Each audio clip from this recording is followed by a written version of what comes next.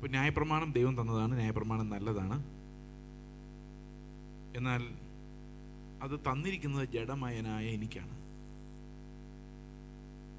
പ്രമാണത്തിനൊരു കുഴപ്പവുമില്ല, പക്ഷെ പ്രമാണം കയ്യിൽ കിട്ടിയത് എനിക്കാണ് എന്നുള്ളതാണ് എൻ്റെ പ്രോബ്ലം. എൻ്റെ പ്രോബ്ലം എന്താണ്?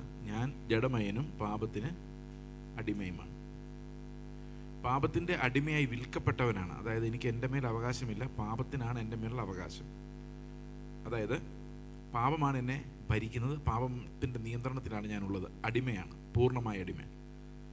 ഈ അടിമത്തം എന്ന് പറയുന്നത് പാപത്തിൻ്റെ അടിമത്തം, പാപം യജമാനനായിരിക്കുന്ന ഒരവസ്ഥയാണ്. നമ്മുടെ ഈ നാട്ടിൽ ഇപ്പോൾ അടിമ വ്യവസ്ഥയൊന്നും കാര്യമായിട്ടില്ല എന്ന് എനിക്കറിയാം. പക്ഷെ ഒരു കാലത്ത് ലോകത്തിൽ പല സ്ഥലങ്ങളിൽ അടിമ വ്യവസ്ഥ ഉണ്ടായിരുന്നു. പഴയ പുരാതന റോമൻ സാമ്രാജ്യത്തിലും അടിമകളുണ്ടായിരുന്നു. ചരിത്രത്തിലുടനീളം പല സ്ഥലങ്ങളിലും അടിമ വ്യാപാരവും അടിമകളെ അങ്ങോട്ടും ഇങ്ങോട്ടും വിറ്റ് അവരെ ഉപയോഗിക്കുന്നതൊക്കെ കാണാമായിരുന്നു. നമ്മുടെ വീട്ടിൽ എത്ര കാളകളുണ്ടെന്ന് ചോദിക്കുന്നവരായിരുന്നു നിങ്ങളുടെ വീട്ടിൽ എത്ര അടിമകളുണ്ടെന്ന് ചോദിക്കുന്നത്. ജോലി ചെയ്യുന്ന വർക്കേഴ്സും അടിമകളും തമ്മിൽ വലിയൊരു വ്യത്യാസമുണ്ട്. നിങ്ങൾക്ക് ജോലി ചെയ്ത് ശമ്പളം പോരായെങ്കിൽ നിങ്ങൾക്ക് വേണമെങ്കിൽ ഒരു സാലറി റേസ് വേണമെങ്കിൽ ചോദിക്കാം, അല്ല ഇട്ടിട്ട് പോവാം എൻ്റെ സ്വാതന്ത്ര്യമുണ്ട്, എനിക്കിത് പറ്റില്ല എന്ന് പറയാം, ലീവ് എടുക്കാം. സാലറി ഇല്ലാതെ ആരും പണിയുന്നില്ല. എന്നാൽ അങ്ങനെയല്ല. നിങ്ങളുടെ വീട്ടിലൊരു കാളയോ കഴുതയോ ഉണ്ടെങ്കിൽ അവർ നിങ്ങളോട് സാലറി ചോദിക്കുന്നില്ല. അത് നിങ്ങളുടെ സ്വന്തം പ്രോപ്പർട്ടിയാണ്, നിങ്ങൾ വിലയ്ക്ക് വാങ്ങിയത്. അതുപോലെ അടിമകളായ കുറേ മനുഷ്യർ, അവർക്ക് അവകാശങ്ങളൊന്നുമില്ല, അവരെന്ത് ചെയ്യണമെന്ന് തീരുമാനിക്കാനുള്ള റൈറ്റ് അവർക്കില്ല. അവരുടെ യജമാനാണ് എല്ലാം തീരുമാനിക്കുന്നത്. എനിക്കിത് കഴിയില്ല എന്നവർക്ക് പറയാൻ പറ്റില്ല, എനിക്ക് സുഖമില്ല എന്നവർക്ക് പറയാൻ പറ്റില്ല. കഴിഞ്ഞ ദിവസം കണ്ടൊരു ഇവർ ഈ അടിമകളെ ബ്രീഡ് ചെയ്യാൻ വേണ്ടി ഉപയോഗിച്ചുകൊണ്ടിരുന്ന വലിയ ശക്തനായ ഒരു നീഗ്രോ അപ്പൂപ്പനുണ്ടായിരുന്നു. പുള്ളിക്ക് എത്രയോ ഇത് ഒരു മനുഷ്യരെ ബ്രീഡ് ചെയ്യുന്ന പോലെ, മനുഷ്യരെ അതായത് കാളകളെയൊക്കെ വളർത്തുന്ന പോലെ, പശുക്കളെ വളർത്തുന്ന പോലെ, അങ്ങനത്തെ ഒരു പരിസ്ഥിതിയായിരുന്നു. അന്നും ബൈബിൾ കോട്ട് ചെയ്തുകൊണ്ടാണ് ഈ അടിമകളെ വെച്ചുകൊണ്ടിരുന്നത്.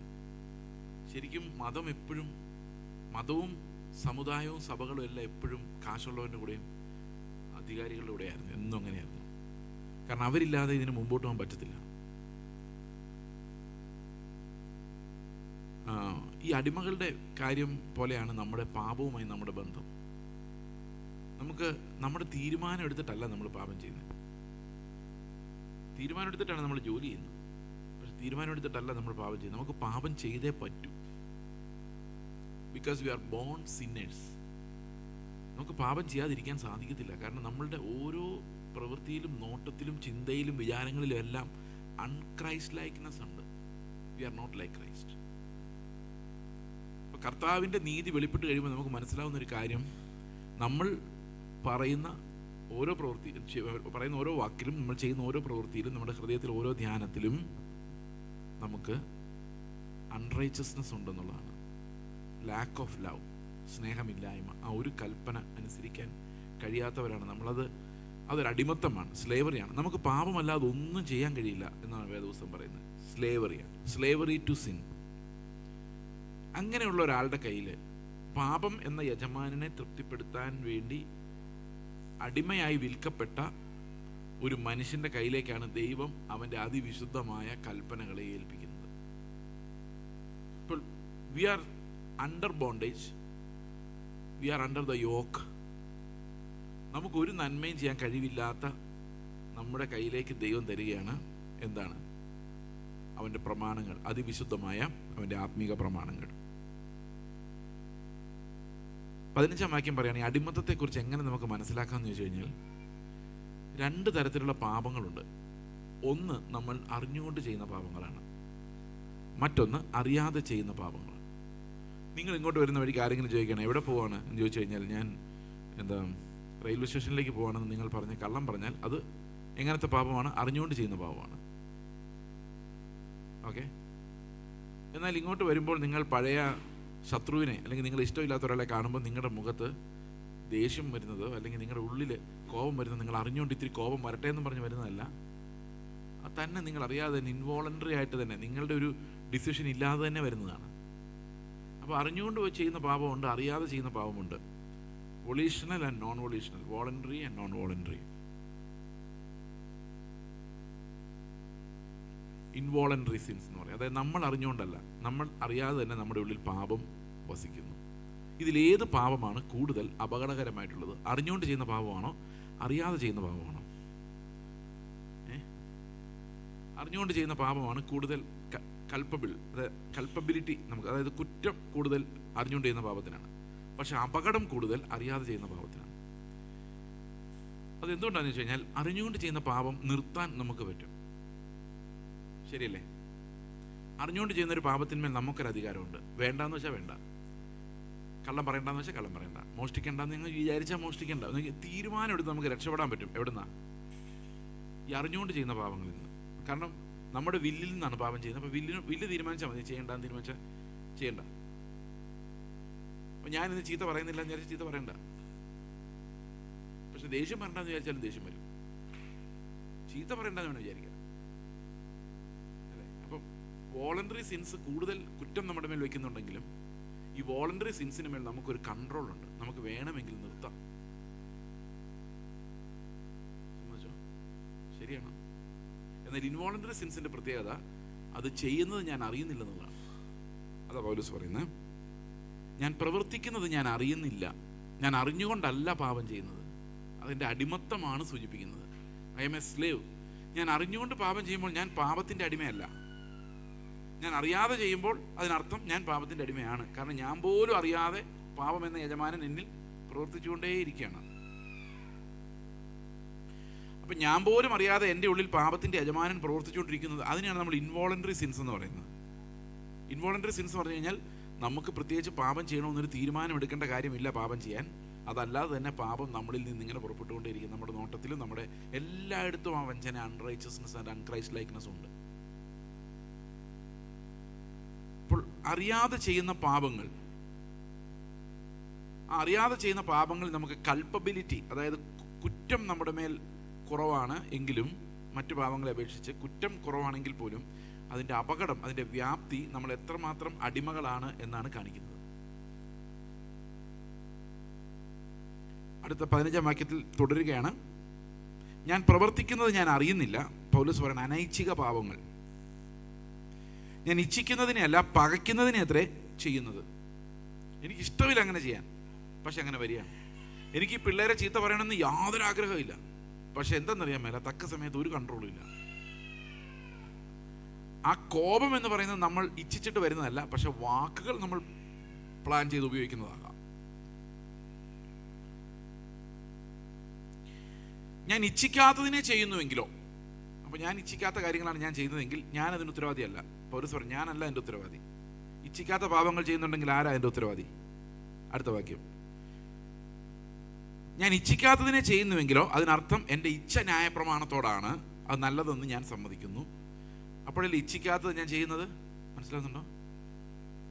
ന്യായപ്രമാണം നല്ലതാണെന്ന് ഞാൻ സമ്മതിക്കുന്നത് കൊണ്ടാണ് എനിക്ക് നല്ല ഇച്ഛയുള്ളത്. പക്ഷെ ചെയ്യുന്നതൊക്കെ ന്യായപ്രമാണത്തിന് വിരോധമാണ്. അപ്പം ന്യായപ്രമാണം ഞാൻ ചെയ്യണമെന്ന് ആഗ്രഹിക്കുന്നു, അതിനെ സ്നേഹിക്കുന്നു, അത് ദൈവപ്രമാണമെന്ന് ഞാൻ വിശ്വസിക്കുന്നു. പക്ഷേ എൻ്റെ ഉള്ളിൽ നിന്ന്, എൻ്റെ ഹൃദയത്തിൽ നിന്ന് അതിനെതിരെയുള്ള ഒരു തത്വം വരുന്നു. അതുകൊണ്ട് ഞാൻ അനൈച്ഛികമായി പാപം ചെയ്തുകൊണ്ടേയിരിക്കുന്നു.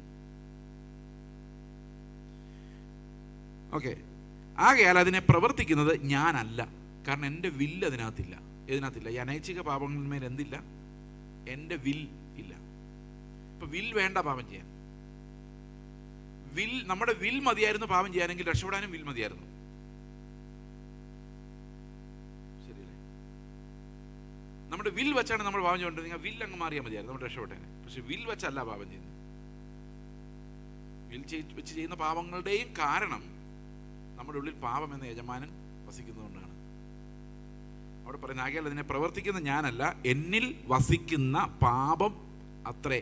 അപ്പം ഞാൻ ആരാണ്? എന്നിൽ വസിക്കുന്ന പാപം എന്ന യജമാനന് അടിമയായി വിൽക്കപ്പെട്ടവനാണ് ഞാൻ. അത് എന്നിൽ വസിക്കുന്നു, അത് എന്നിൽ പാപങ്ങൾ ഉളവാക്കിക്കൊണ്ടേയിരിക്കുന്നു.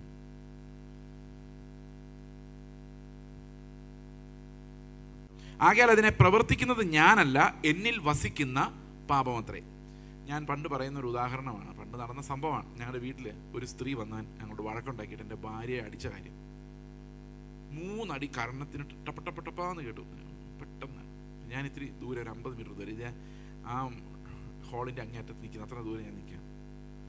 എനിക്കത് ഭയങ്കര സന്തോഷം ഉണ്ടാക്കി ഈ അടി എൻ്റെ ഭാര്യ കിട്ടിയത്. വേറെ ഒന്നും കൊണ്ടല്ല, പുള്ളിക്കാരി അടിച്ചില്ല. അതാണ് ഇതിനകത്ത് വിക്ടറി എന്ന് പറയുന്നത്. നമ്മളെ ഒരടി കൊണ്ടു കഴിഞ്ഞാൽ എങ്ങനെയെങ്കിലും അതിനകത്ത് രക്ഷപ്പെടാനോ ഉന്തി മാറ്റാനോ ഒക്കെ ഒരു പരിശ്രമം നമ്മുടെ ഭാഗത്തുനിന്നുണ്ടാവും. പക്ഷെ പുള്ളിക്കാരി അടി അങ്ങ് മേടിച്ചു.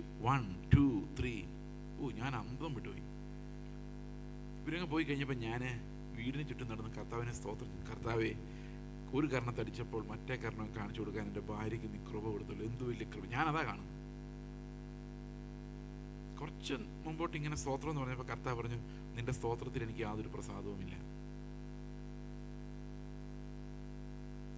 അപ്പോൾ ഞാൻ ഓർത്ത്, എന്ത് കർത്താവ് ഈ പ്രസാദമില്ല എന്നുള്ളൊരു ശബ്ദം. കാരണം ബൈബിളിൽ എഴുതി വെച്ചിരിക്കുന്ന ഒരു കർണത്തടിച്ചാൽ മറ്റേ കർണം കാണിച്ചു കൊടുക്കണമെന്നല്ലേ അതല്ലേ ചെയ്തത്. ഇതിൽ കൂടുതൽ എന്ത് ചെയ്യാൻ പറ്റും? അതൊരു കർണത്തടിച്ചിട്ട് പിന്നെയും കാണിച്ചു കൊടുത്തിട്ട് ഒന്നുകൂടെ അടിച്ചിട്ട് പിന്നെയും കാണിച്ചു കൊടുത്തു. നീതി പ്ലസ് നീതിയാണ്. അപ്പോൾ കർത്താവ് പറഞ്ഞു, നിന്റെ ഭാര്യ അടി കൊണ്ടതോ നീ സ്തോത്രം ചെയ്തോന്നല്ല ഇവിടുത്തെ പ്രശ്നം. നിന്റെ ഹൃദയത്തിൽ, നിന്റെ ഭാര്യയുടെ ഹൃദയത്തിൽ അടിച്ച സ്ത്രീയോടുള്ള വൈരാഗ്യമാണ് പ്രശ്നം. അത് പോകുന്നില്ല. ഞാൻ മുഖം കാണിച്ചു കൊടുക്കുന്നുണ്ട്, പക്ഷെ അകത്തൊന്നും വൈരാഗ്യം പോകുന്നില്ല. അകാരണമായി മർദ്ദിച്ചു. അത് തൂത്ത് കളയാൻ പറ്റുന്നില്ല. ഞാൻ തിരിച്ച് ഫ്രണ്ടിൽ വന്നപ്പോൾ എൻ്റെ ഭാര്യ ചോദിക്കുക, അപ്പം ഞാൻ എന്നെ തല്ലുന്നത് നോക്കി നിൽക്കുമായിരുന്നില്ല എന്ന്. അപ്പോൾ ആര് സ്നേഹത്തിൽ ചെയ്തതല്ല ഇതൊന്നും.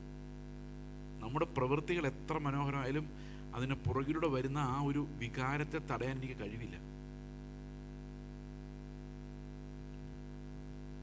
അപ്പോൾ ആ മനുഷ്യനോടുള്ള പക എന്ത് കഷ്ടപ്പെട്ടു. രാത്രി മുഴുവൻ ഇരുന്ന് കഷ്ടപ്പെട്ട് കർത്താവെ ആ സ്ത്രീയോട് സ്നേഹമായിട്ട് ചിന്തിക്കാൻ. എങ്ങനെ ചിന്തിക്കാനാ? പോട്ടേന്ന് വെക്കാൻ മാത്രമേ മനുഷ്യൻ അത്ര അങ്ങേറ്റം പറ്റുന്നുള്ളൂ. പക്ഷെ കർത്താവ് ആവശ്യപ്പെട്ടു, ഞാൻ നിന്നെ എങ്ങനെ സ്നേഹിച്ചോ അതുപോലെ നീ ആ സ്ത്രീയെ സ്നേഹിച്ചാൽ മാത്രമേ നീ എൻ്റെ മുമ്പിൽ നീതിമാനാകുന്നുള്ളൂ. ഇപ്പൊ പ്രവൃത്തി കൊണ്ട് സ്വർഗത്തിൽ പോകുന്നവനൊക്കെ അവസ്ഥ എന്താണെന്ന് ആലോചിക്കുക. എവിടെ ചെന്ന് അവസാനിക്കുക? പ്രവൃത്തി കൊണ്ട് സ്വർഗത്തിൽ പോകാന്ന് വിചാരിച്ചു കഴിഞ്ഞാൽ നമ്മൾ അപ്പം തന്നെ ഇടറി, നമ്മൾ അപ്പം തന്നെ വീണു, നമ്മൾ തോറ്റു, ആ വഴിക്ക് പോകാൻ പോലും പറ്റില്ല. ഓക്കെ അല്ലേ? ശരിയായി? മനസ്സിലായോ?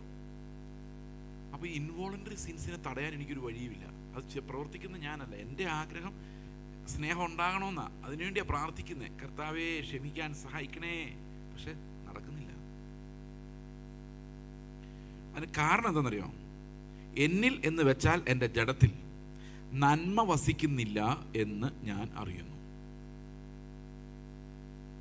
എന്നിൽ എന്ന് വെച്ചാൽ എൻ്റെ ജഡത്തിൽ നന്മ വസിക്കുന്നില്ല എന്ന് ഞാൻ അറിയും. അതാണ് എൻ്റെ കാരണം.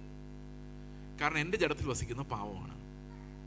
അതിലൊരു നന്മയും വസിക്കുന്നില്ല. എൻ്റെ ജഡം കൊണ്ട് ഒരു നന്മയും ചെയ്യുവാൻ എനിക്ക് കഴിവില്ല. ഒരു കൽപ്പനയും അനുസരിക്കാൻ എനിക്ക് കഴിവില്ല. കൽപ്പന ആത്മീകമാണെങ്കിലും, സ്നേഹിക്കണമെന്നുള്ള കൽപ്പന ആത്മീകമാണെങ്കിലും അത് പ്രൊഡ്യൂസ് ചെയ്യാൻ എനിക്ക് കഴിയുന്നില്ല. കാരണം ഞാൻ പാപത്തിന് അടിമയായി ദാസനായി വിൽക്കപ്പെട്ട ആളാണ്. ചില ആൾക്കാർ പറയുന്നത് റോമാലേഖനം 7 എന്ന് പറയുന്ന പൗലോസ് രക്ഷിക്കപ്പെട്ടതിന് മുൻപ് എഴുതിയ ലേഖനമാണെന്നാണ്, അല്ല ഭാഗമാണ്. രക്ഷിക്കപ്പെടുന്നതിന് മുമ്പുള്ള പൗലോസിനെ കുറിച്ച്. വേറെ ചിലർ പറയുന്നത് രക്ഷിക്കപ്പെട്ട ശേഷമുള്ള പൗലോസിനെ കുറിച്ച്. എന്നാൽ ഇത് രണ്ടുമല്ല. ഇത് പൗലോസിനെ കുറിച്ചേ അല്ല. ഇത് എന്തുകൊണ്ട് ന്യായപ്രമാണത്തിന് നമ്മളെ രക്ഷിക്കാൻ പറ്റുന്നില്ല എന്നുള്ളതാണ് പറഞ്ഞിരിക്കുന്നത്. അതായത് ന്യായപ്രമാണം വെച്ച് എന്തുകൊണ്ടാണ് ഒരു മനുഷ്യന് നീതിമാനാകാൻ പറ്റാത്തത് എന്നുള്ളതാണ് വിശദീകരിച്ചിരിക്കുന്നത്. കാരണം ന്യായപ്രമാണം എല്ലാം പറയുന്നുണ്ട്, നല്ല കാര്യങ്ങളാണ്. പക്ഷെ അതനുസരിക്കാൻ പ്രാപ്തിയുള്ളൊരു ജഡം നമുക്കില്ലാത്തത് കൊണ്ട് ന്യായപ്രമാണത്തിന് നമ്മളെ നീതിമാന്മാരാക്കി മാറ്റാൻ കഴിയുന്നില്ല. അതാണ്. അപ്പോൾ why the law is not sufficient, or why the law failed to justify us or make us righteous. എന്തുകൊണ്ടാണ് ആന്തരികമായി നമ്മളെ നീതിമാന്മാരാക്കാൻ നിയമത്തിന് കഴിയാത്തത്? ദൈവത്തിന് പ്രസാദമുള്ള ഒരു മനുഷ്യനെ ഉണ്ടാക്കാൻ ന്യായപ്രമാണത്തിന് കഴിയാത്തതിൻ്റെ കാരണം ന്യായപ്രമാണത്തിൻ്റെ ബലഹീനതയല്ല, അത് ആർക്ക് ലഭിച്ചോ ആ പാപികളുടെ ബലഹീനതയാണ്. അടുത്തത്, നന്മ ചെയ്യുവാനുള്ള താല്പര്യം എനിക്കുണ്ട്. അതുകൊണ്ടാണ് നമ്മൾ ഉപവാസ പ്രാർത്ഥന എടുക്കുന്നത്. അതുകൊണ്ടാണ് ജനുവരി 1-ാം തീയതി തീരുമാനത്തിന്മേൽ വൈബ്രേഷനോട് തീരുമാനം എടുക്കുന്നത്. പക്ഷെ ഒരു പ്രയോജനമില്ല. അത് 5-6 ദിവസം കഴിയുമ്പോൾ നമ്മൾ പഴയ അതേ സാധനമായിട്ട് മാറും. നിങ്ങളൊന്ന് നോക്കിക്കേ, ഈ നമ്മുടെ കാലത്ത് പണ്ടേ നല്ലവരായിരുന്നവരൊക്കെ ഇപ്പോഴും നല്ലവരായിട്ടുണ്ട്. പണ്ടേ വഴക്കാളികളായിരുന്നവർ പിന്നെ വഴക്കാളികളുടെ തന്നെയാണ് ഇരിക്കുന്നത്. ചിലർ ജനിക്കുമ്പോഴേ പാവങ്ങളാണ്, അവരങ്ങനെ തന്നെ ഇരുന്ന് അങ്ങനെ തന്നെ നല്ലവരെന്ന് അഭിനയിച്ച് ജീവിതകാലം കഴിച്ച് മരിക്കും. വേറെ ചിലർ ഇത്തിരി തല്ലിപ്പൊളികളാണ്, അവർ ആ തല്ലിപ്പൊളിത്തരം ഇന്ന് മാറും നാളെ മാറും എന്ന് വിചാരിച്ച് പ്രാർത്ഥിച്ചും ജയമെടുത്തും പിന്നെ അതേ സ്വഭാവം കാണിച്ചും അവസാനം വരെ ജീവിക്കും. ഞാൻ പറഞ്ഞു വരുന്നത് ന്യായപ്രമാണം അനുസരിച്ച് പോകുന്നവരുടെ കാര്യമാണ്. ഇതിനിടെ രക്ഷിക്കപ്പെടുന്നവരൊക്കെ ഉണ്ട്, അത് വേറെ കാര്യം. ഈ പ്രമാണം വീണ്ടും വീണ്ടും എന്നെ പാപിയൊന്ന് ഓർപ്പിക്കുന്നു, എന്നെ കൊണ്ട് കുറേ പണികളൊക്കെ ചെയ്യിപ്പിക്കുന്നു, പക്ഷേ നീതിമാനാക്കി മാറ്റാൻ പറ്റുന്നില്ല. കാരണം അതിന് ആന്തരികമായി ശുദ്ധീകരിക്കാൻ പ്രമാണത്തിന് കഴിയുന്നില്ല. ഞാനൊരു അടിമയായി ഇരുന്നു കൊണ്ട് ഈ പ്രമാണത്തിലെ ആത്മീകമായ തത്വത്തെ അനുസരിക്കാനും എനിക്ക് പറ്റുന്നില്ല. നന്മ ചെയ്യുവാനുള്ള താല്പര്യം എനിക്കുണ്ട്, അതുണ്ട് ഇല്ലേ? നിങ്ങൾക്ക് എല്ലാവർക്കും ഇല്ലേ? നന്നാവണമെന്ന് ആഗ്രഹമില്ലാത്തവരൊക്കെ ഒന്ന് കൈവക്കി. ആഗ്രഹമുള്ളവരെ ഞാൻ ചോദിക്കുന്നില്ല, അതുകൊണ്ടാണ് ഇവിടെ വന്നിരിക്കുന്നത്. നന്മ ചെയ്യുവാനുള്ള താല്പര്യം എനിക്കുണ്ട്, പ്രവർത്തിക്കുന്നതോ ഇല്ല. അതാണ് ഈ പൗലോസ് ഇത് പറയുന്നത്. പൗലോസിന്റെ എക്സ്പീരിയൻസ് എന്തിനെ കുറിച്ചുള്ളതാണ്? പൗലോസിന്റെ ന്യായപ്രമാണ സംബന്ധമായ എക്സ്പീരിയൻസ് ഭയങ്കരമാണ്. പൗലോസ് ന്യായപ്രമാണത്തിന്റെ നീതി വെച്ച് അനിന്ദ്യനാണെന്നാണ് പറഞ്ഞേക്കുന്നത്. അതായത് ന്യായപ്രമാണത്തിന്റെ പ്രമാണത്തിലെ നീതി വെച്ച്. അപ്പോൾ അങ്ങനെയുള്ള പൗലോസാണ് പറയുന്നത്, ഈ പ്രമാണം എന്നെ നന്നാക്കിയില്ല, ഈ പ്രമാണം എനിക്ക് ഒരു പ്രയോജനവും ചെയ്തില്ല. അടുത്ത വാക്യം, ഞാൻ ചെയ്യുവാൻ ഇച്ഛിക്കുന്ന നന്മ ചെയ്യുന്നില്ലല്ലോ, ഇച്ഛിക്കാത്ത തിന്മയത്രേ എന്നിൽ നിന്ന് വരുന്നത്. പക്ഷെ നമ്മൾ പലപ്പോഴും ചിന്തിക്കുന്നത് അല്ലല്ല, ഞാൻ എന്തുമാത്രം സൽപ്രവൃത്തി ചെയ്തു എന്നാ. പക്ഷെ അത് ക്രിസ്തുവിനെ നമ്മൾ കാണാത്തതുകൊണ്ടാണ് നമുക്കങ്ങനെ. നിങ്ങൾ ആരെങ്കിലും സ്വയം നീതിമാനെന്ന് വിളിക്കുന്നുണ്ടെങ്കിൽ അങ്ങനെ നിങ്ങൾക്ക് തോന്നാനുള്ള കാരണം നിങ്ങൾ അയൽവക്കക്കാരെ വെച്ച് കമ്പയർ ചെയ്യുന്നുണ്ട്. നിങ്ങൾ ഒരു നിമിഷം കർത്താവിൻ്റെ മുന്നിലേക്ക് വന്നു കഴിഞ്ഞാൽ ആ സെക്കൻഡിൽ മനസ്സിലാവും എന്നെ കൊണ്ട് ഒരു പ്രയോജനവുമില്ല. യെശയ്യാവ് അങ്ങനെയായിരുന്നു. യെശയ്യാവ് ആദ്യത്തെ 5 അധ്യായങ്ങളിൽ ഭയങ്കര തകർപ്പൻ യെശയ്യാവായിരുന്നു, ഭയങ്കര പ്രവാചകൻ. ഇന്നും അങ്ങനെയുള്ള പ്രവാചകന്മാരുണ്ട്, ഭയങ്കര തീവ്രവാദി പ്രവാചകന്മാർ. അവർ നമ്മളെങ്ങനെ സ്റ്റേജിലിട്ട് വിമർശിച്ച് പൊട്ടിച്ച് നീ ഒന്നും സ്വർഗത്തിൽ പോകില്ല എന്നൊക്കെ പറഞ്ഞ് ഭയങ്കര അല്ലേ, കേട്ടില്ലേ? യെശയ്യാവ് അങ്ങനെയായിരുന്നു. യെശയ്യാവ് അങ്ങനെ ഒരു ദിവസം ഇരിക്കുമ്പോഴാണ് ഉസിയ രാജാവ് മരിച്ച ആണ്ടിൽ ഉയർന്നു പൊങ്ങിയുള്ള സിംഹാസനത്തിൽ ദൂതന്മാർ പോലും വിറയ്ക്കുന്ന, ദൂതന്മാർക്ക് പോലും സ്തോത്രം ചെയ്യാൻ പറ്റാത്ത, ദൂതന്മാർ പോലും മുഖത്ത് നോക്കാൻ പറ്റാത്ത, ദൂതന്മാർക്ക് പോലും മിണ്ടാൻ പറ്റാത്ത, അവരങ്ങോട്ടും ഇങ്ങോട്ടും നിലവിളിച്ചുകൊണ്ടിരിക്കുക. സൈന്യങ്ങളുടെ ദൈവമായ യഹോവ പരിശുദ്ധൻ പരിശുദ്ധൻ പരിശുദ്ധൻ എന്ന് അവരങ്ങോട്ടും ഇങ്ങോട്ടും നിലവിളിക്കുന്നത്. അവർക്ക് അത്രയും പോലും പറ്റുന്നില്ല. ഈ കാഴ്ചയിലേക്കാണ് യെശയ്യാവിനെ ദൈവം കൊണ്ടിരുന്നത്. ആ കാഴ്ച കണ്ട നിമിഷം യെശയ്യാവ് തകർന്നു പോയി. കാരണം അപ്പോഴാണ് മനസ്സിലായത്, എൻ്റെ മുമ്പിലിരിക്കുന്നവരുടെ കയ്യിലല്ല പ്രോബ്ലം, ഞാനും ഒരു പ്രോബ്ലമാണ്. ഇത് സ്റ്റേജിൽ നിന്ന് പ്രസംഗിക്കുന്ന പാസ്റ്റർമാരുടെ വിചാരം എന്താണെന്ന് വെച്ച് കഴിഞ്ഞാൽ, ഇങ്ങോട്ട് നോക്കിയോ, നിങ്ങളെല്ലാം പ്രശ്നക്കാരും, നിങ്ങളെല്ലാം പ്രയാസത്തിലിരിക്കുന്നത്, നിങ്ങളെല്ലാം തല്ലിപ്പൊളികളുമാണ്, അതിൻ്റെ സൊല്യൂഷൻ ദാ വരുന്നു, ഇതാ ഞാൻ തരുന്നു, പിടിച്ചോ. കർത്താവിൻ്റെ അടുത്തോട്ട് എല്ലാം മനസ്സിലാകുന്ന അവനും കണക്കാ, ഞാനും കണക്കാ, എല്ലാം കണക്കാ. ദൈവത്തിന് മുമ്പിൽ ദൂതന്മാർക്ക് പോലും നിൽക്കാൻ പറ്റുന്നില്ല, ദൂതന്മാർക്ക് പോലും ദൈവത്തെ സ്തുതിക്കാൻ പറ്റുന്നില്ല. അത്ര ഭയങ്കര പരിശുദ്ധിയിൽ ജീവിക്കുന്ന ദൈവത്തിൻ്റെ അടുത്ത് നിന്ന് യെശയ്യാവിൻ്റെ, നമ്മൾ പറയില്ലേ കിളി പോയി എന്നൊക്കെ പറയുന്നല്ലേ, ഗ്യാസ് പോയി അങ്ങനെ പറയുന്നത്, ആ ഒരു തൻ്റെ ഇടമൊക്കെ അങ്ങ് ഹൂന്നങ്ങ് പോയി. അവൻ വിറച്ചു. അവൻ എന്താ പറയുന്നറിയോ, ഞാൻ ഒരു പ്രോബ്ലത്തിൻ്റെ സൊല്യൂഷൻ അല്ല, എൻ്റെ കയ്യിൽ ഒരു പ്രോബ്ലത്തിൻ്റെയും സൊല്യൂഷൻ ഇല്ല. ഞാനും എന്താ അധർമ്മം നിറഞ്ഞ പാപം നാവുള്ള ഒരു സാധാരണ മനുഷ്യൻ. അവരും അങ്ങനെ തന്നെ, ഞങ്ങളും അങ്ങനെ തന്നെ. അപ്പൊ കർത്താവ് എന്നിട്ട് ഒരു ദൂതൻ വന്നിട്ട് ഇവൻ്റെ നാവിനെ ശുദ്ധീകരിക്കുക. എന്തിനാണെന്നറിയാം നാവിനെ ശുദ്ധീകരിക്കുന്നത്? അതിനുശേഷമാണ് യെശയ്യാവ് യേശുക്രിസ്തുവിനെ കുറിച്ച് പ്രവചിച്ചു തുടങ്ങുന്നത്. യേശുക്രിസ്തുവിന്റെ വെളിപ്പാടിനെ ഒരുക്കുകയായിരുന്നു ഈ തകർച്ച, ബ്രോക്കൺനെസ്. ഞാൻ ഒന്നുമല്ല കർത്താവേ എന്നുള്ളൊരു നിലവിളി. എനിക്ക് വൈദ്യനെ വേണം, ഞാൻ എന്ത് ചെയ്യും? ഞാൻ ശുദ്ധിയില്ലാത്ത അധരങ്ങളുള്ള ഒരു മനുഷ്യൻ, ശുദ്ധിയില്ലാത്ത അധരങ്ങളുള്ളവരുടെ ഇടയിൽ തന്നെയാണ് എൻ്റെ വാസവും എന്ന് പറഞ്ഞു കഴിഞ്ഞാൽ അവനും ഞാനും ഒക്കെ കണക്കാണ്, ഞങ്ങൾക്ക് രക്ഷപ്പെടാൻ ഒരു വഴിയുമില്ല കർത്താവ് എന്ന് പറഞ്ഞപ്പോഴാണ് കർത്താവ് എനിക്കായി പോകും എന്ന് പറഞ്ഞിട്ട് അവിശ്വസനീയമായ ഒരു ദൂത് യെശയ്യാവിന് കൊടുക്കുന്നത്. 7-ാം അധ്യായത്തിലാണ് യെശയ്യാവ് പറയുന്നത്, കന്യക ഗർഭിണിയായ ഒരു മകനെ പ്രസവിക്കും. സൊല്യൂഷൻ യെശയ്യാവിൻ്റെ കയ്യിലില്ല, സ്റ്റേജ് അടിച്ചു പൊട്ടിക്കുന്നവരുടെ കയ്യിലില്ല. അവരൊന്നും ദൈവത്തിന് മുമ്പിൽ അകപ്പെട്ടിട്ടില്ലാത്തതുകൊണ്ടാണ് അവർ നിങ്ങളെക്കാൾ വിശുദ്ധരായി അഭിനയിക്കുന്നത്. ദൈവത്തിന് മുമ്പിൽ ഒന്ന് അകപ്പെടുന്ന എല്ലാവർക്കും നല്ലതാണ്. ഞാൻ 94-ൽ പെട്ടതാണ് ദൈവത്തിന് മുമ്പിൽ. അതിനുശേഷം നിവർന്നു നിൽക്കാൻ ഇന്ന് വരെ പറ്റിയിട്ടില്ല. കാരണം ഓരോ നിമിഷവും ക്രിസ്തുവിൻ്റെ റൈച്ചസ്നെസ്സിന് മുമ്പിൽ നമ്മൾ ഒന്നുമല്ലാത്ത തകർന്ന് തരിപ്പണമായിട്ടാണ് ഇപ്പോൾ സ്റ്റേജിൽ നിൽക്കുന്നത്. അങ്ങനെ നിൽക്കാൻ പറ്റൂ. പുതിയ നിയമത്തിൻ്റെ ശുശ്രൂഷ ദാസ്യത്തിൻ്റെ ശുശ്രൂഷയാണ്, അധികാരത്തിൻ്റെ ശുശ്രൂഷയല്ല. അധികാരം ആത്മാവിൻ്റെ അധികാരമേ ഉള്ളൂ. നമ്മുടെ ജീവിതത്തിൽ നിന്ന് ഒരു അധികാരവും വരുന്നില്ല. The whole authority belongs to the Lord and all glory belongs to the Lord. ഇപ്പം നിങ്ങളെക്കാൾ ഒട്ടും ബെറ്റർ അല്ല ഈ നിൽക്കുന്ന ഞാനും. എന്നേക്കാൾ വിശുദ്ധരായ, എന്നേക്കാൾ ഭക്തരായ ആൾക്കാരുടെ മുമ്പിൽ ഇരിപ്പുണ്ട്. പക്ഷേ എൻ്റെ കൃപാവരമാണ് വചനം പഠിപ്പിക്കാൻ ദൈവം തന്നിരിക്കുന്ന ഉപദേഷ്ടാവിൻ്റെ വരം. അത് വെച്ചാണ് ഞാനിവിടെ കയറി നിൽക്കുന്നത്. നമ്മളെ വ്യത്യസ്തരാക്കുന്നത് അത് മാത്രമാണ്. ആരാണ് കർത്താവിൻ്റെ സന്നിധിയിലേക്ക് അടുത്തടുത്തടുത്ത് എന്നിട്ടുള്ളതെന്ന് ദൈവത്തിന് മാത്രമേ അറിയുള്ളൂ. അപ്പോൾ ചിലർ പറയാറുണ്ട്, ഞാൻ അനുസരിക്കുന്നതാണ് ഞാൻ പ്രസംഗിക്കുന്നത്. അപ്പം തന്നെ കട്ട്. എനിക്ക് നീ അനുസരിച്ചൊന്നും കേൾക്കണ്ട, എനിക്ക് കർത്താവിനെ കുറിച്ച് കേട്ടാൽ മതി. ഞാൻ അനുസരിച്ച് പ്രസംഗിച്ചാൽ മതിയോ നിങ്ങൾക്ക്? മതിയോ? എന്നാൽ തുടങ്ങാം. ഞാൻ അനുസരിച്ച കാര്യങ്ങൾ തുടങ്ങാം. അതെൻ്റെ സ്വയനീതിയും എന്നെ ഉയർത്തുന്നതും എന്നിലേക്ക് നിങ്ങളെ ആകർഷിക്കുന്നതും ഞാൻ നിങ്ങളുടെ മുമ്പിൽ മെശിഹായായിട്ട് അഭിനയിക്കുന്നതുമായിരിക്കും.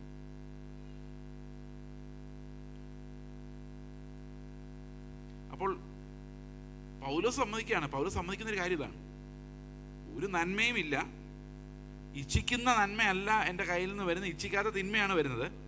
അതിൻ്റെ കാരണം എന്താണെന്ന് വെച്ച് കഴിഞ്ഞാൽ, അതിനെ പ്രവർത്തിക്കുന്നത് ഞാനല്ല, എന്നിൽ വസിക്കുന്ന പാപമത്രേ. അപ്പം എന്താ സംഭവം എന്ന് വെച്ച് കഴിഞ്ഞാൽ, എത്ര ന്യായപ്രമാണം എൻ്റെ തന്നാലും, ദൈവം എത്രമാത്രം എന്നെ എന്താ പറയുന്നത് ഈ പ്രമാണത്താൽ നിർബന്ധിച്ചാലും എൻ്റെ ശരീരം നന്നാകാത്തതുകൊണ്ട്, എൻ്റെ ജഡം നന്നാകാത്തത് കൊണ്ട് എനിക്കൊരു സൽപ്രവൃത്തിയും ചെയ്യുവാൻ കഴിവില്ല. അതിനെ നന്നാക്കാനും എനിക്ക് കഴിവില്ല. ഈ ഒരു കാര്യം നിങ്ങളുടെ ഉള്ളിലേക്ക് വരുന്ന ആ ബോധ്യമാണ് നമ്മളെ തകർക്കപ്പെട്ടവരാക്കി മാറ്റുന്നത്. Broken before God, broken sacrifice. നമുക്ക് പഴയ നിയമം ആദ്യം മുതൽ വെളിപ്പാട് വരെ നോക്കുമ്പോൾ നമുക്ക് ഈ രണ്ട് വഴികൾ നമുക്ക് കാണാം. കായിൻ്റെ ഹാബേലിൻ്റെ യാഗം. കായിനും ഹാബേലും യാഗം കഴിച്ചു. ഒരാൾ ഫലമൂലാദികൾ അല്ലേ, എന്താ കായ്കനികളിൽ നിന്നൊക്കെ യാഗം കഴിച്ചു. ആരത്? കായിൻ. ഹാബേൽ എന്താ ചെയ്തത്? ഹാബേൽ ഒരു ആടിനെ അർപ്പിച്ചു.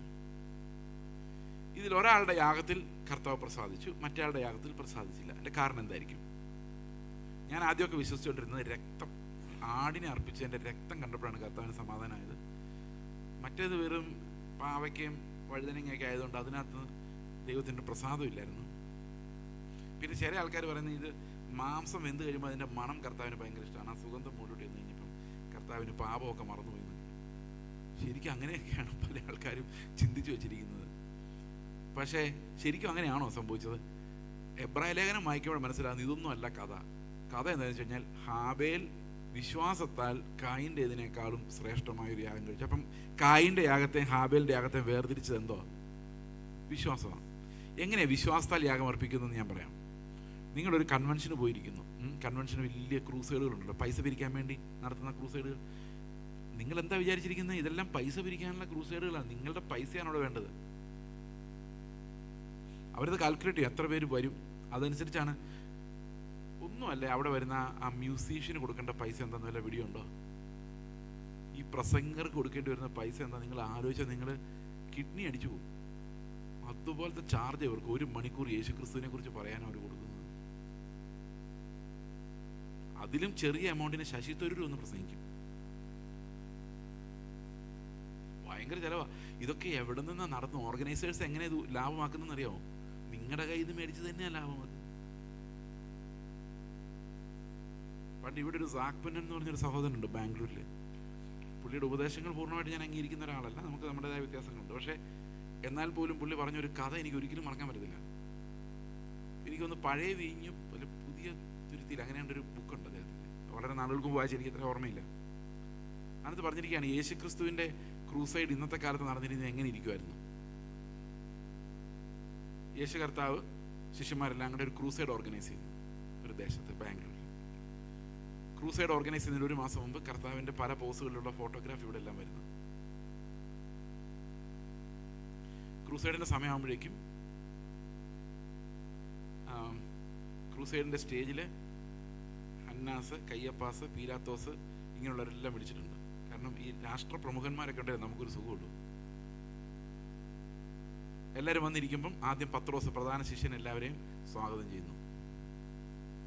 വളരെ തിരക്കുകളിടയിലും നമ്മുടെ മീറ്റിങ്ങിന് വന്ന് സംബന്ധിക്കാൻ സൗമനസ്യം കാണിച്ച പീലാത്തോസിനെ ഈ മീറ്റിങ്ങിലേക്ക്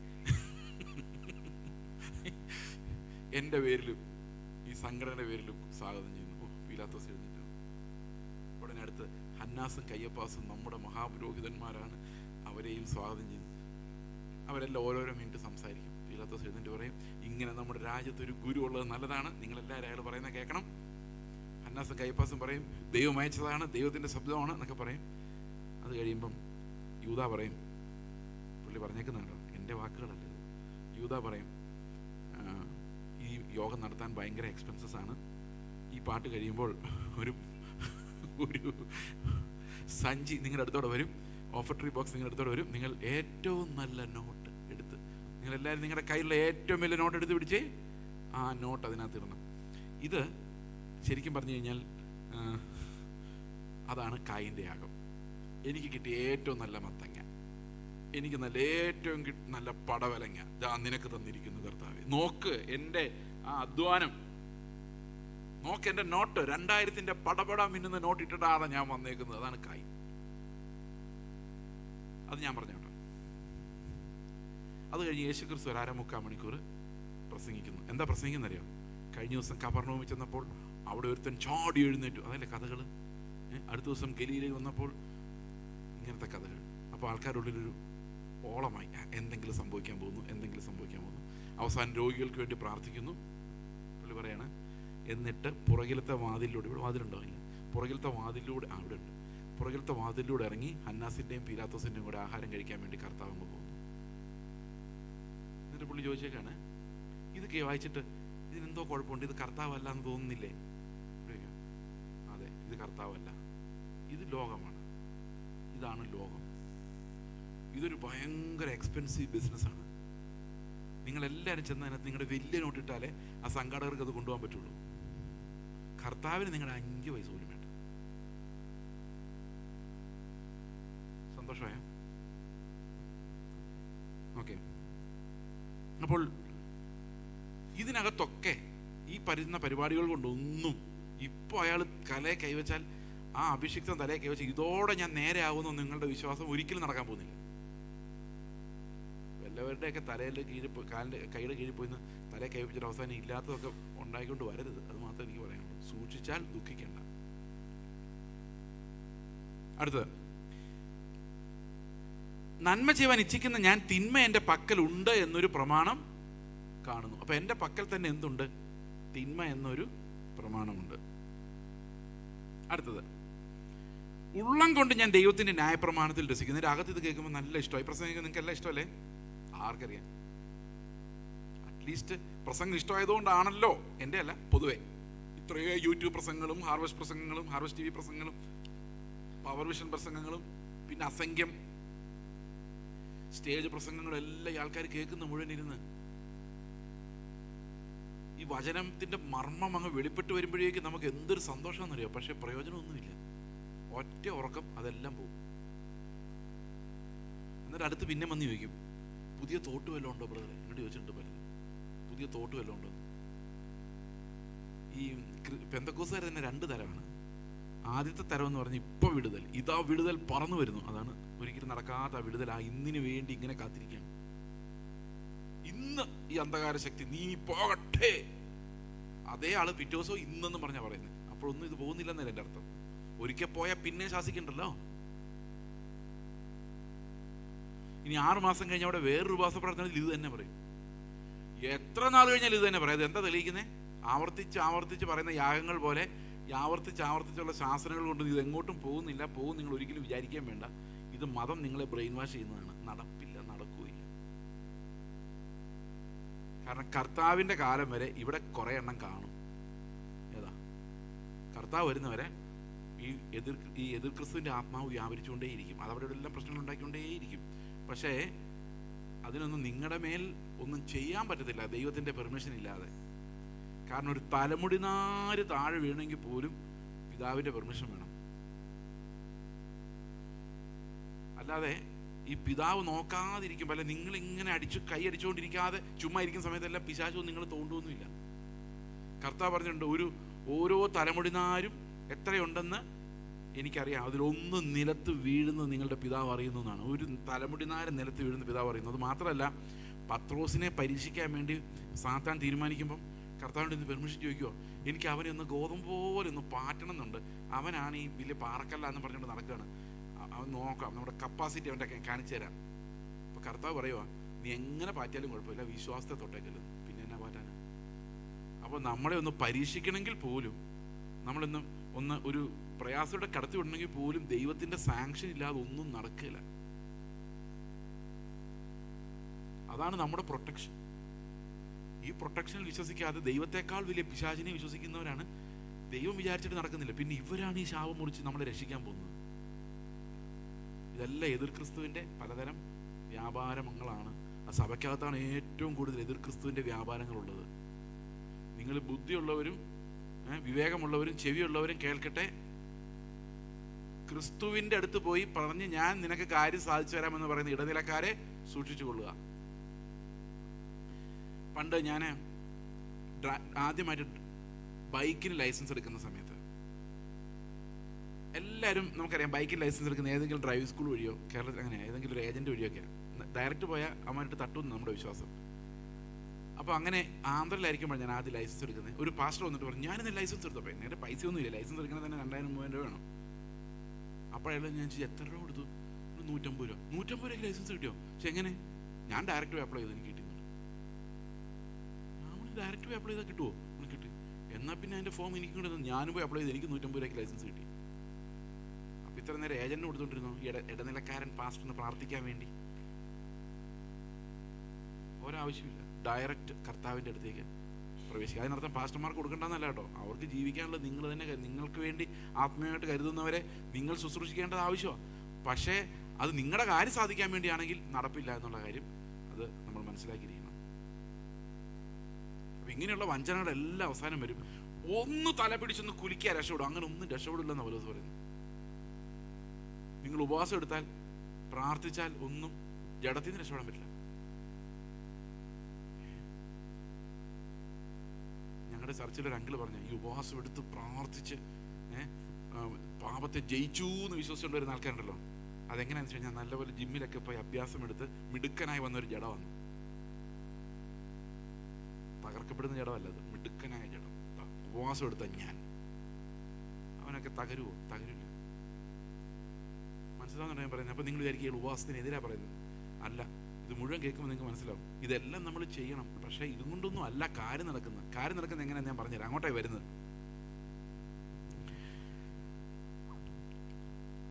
അങ്ങനെ നന്മ ചെയ്യുവാൻ ഇച്ഛിക്കുന്ന ഞാൻ തിന്മ എൻ്റെ പക്കലുണ്ട് എന്നൊരു പ്രമാണം കാണുന്നു. അപ്പം എൻ്റെ ഉള്ളിൽ തിന്മയുണ്ട്. ഉപവാസം എടുത്താൽ പോവോ? പോവില്ല. ജഡം അങ്ങനെ പോവില്ല. പഴയൊരു പാട്ടുണ്ട്, ഞാൻ എപ്പോഴും പാടുന്ന ഒരു പാട്ടാണ്. പാടുന്ന പാട്ടല്ല, പറയുന്ന പാട്ടാണ്. കാരണം എനിക്ക് പാടാൻ അറിയത്തില്ല. എന്നെ ബൈബിൾ കോളേജ് പഠിപ്പിച്ച സാർമാരോട് പറഞ്ഞു, നീ എത്ര വേണമെങ്കിലും പ്രസംഗിച്ച ഒരു കുഴപ്പമില്ല, പക്ഷെ ദയവായിട്ട് പാടിയേക്കരുത്. ഞാൻ ഇപ്പോഴും പുലർത്തുന്നുണ്ട്. നിങ്ങൾക്ക് സാറിനെ അറിയാം, KJ സാർ എന്നാണ് എൻ്റെ പേര്, എനിക്കറിയാം ആളെ. പുള്ളി എന്നോട് പറഞ്ഞ ചുമ്മാ പറഞ്ഞാണെന്ന് അറിയാൻ മേല. ഞാൻ എന്തായാലും അത് മാക്സിമം അനുസരിക്കാൻ ശ്രമിച്ചിട്ടുണ്ട്. അതിങ്ങനെയാണ്, പിളർന്ന ഒരു പാറയെ നിന്നിൽ ഞാൻ മറയട്ടെ. ആ പാട്ടറിയാം നിങ്ങൾക്ക്? തുറന്ന നിൻ ചങ്കിലെ രക്തം നീർ എൻ പാപം പോക്കി എന്നെ ശുദ്ധിയാക്കട്ടെ. അതാണ് ഫസ്റ്റ് ലൈൻ. സെക്കൻഡ് ലൈൻ എന്നറിയാം, കൽപ്പന കാത്തിടുവാൻ ഒട്ടും പ്രാപ്തനല്ല ഞാൻ.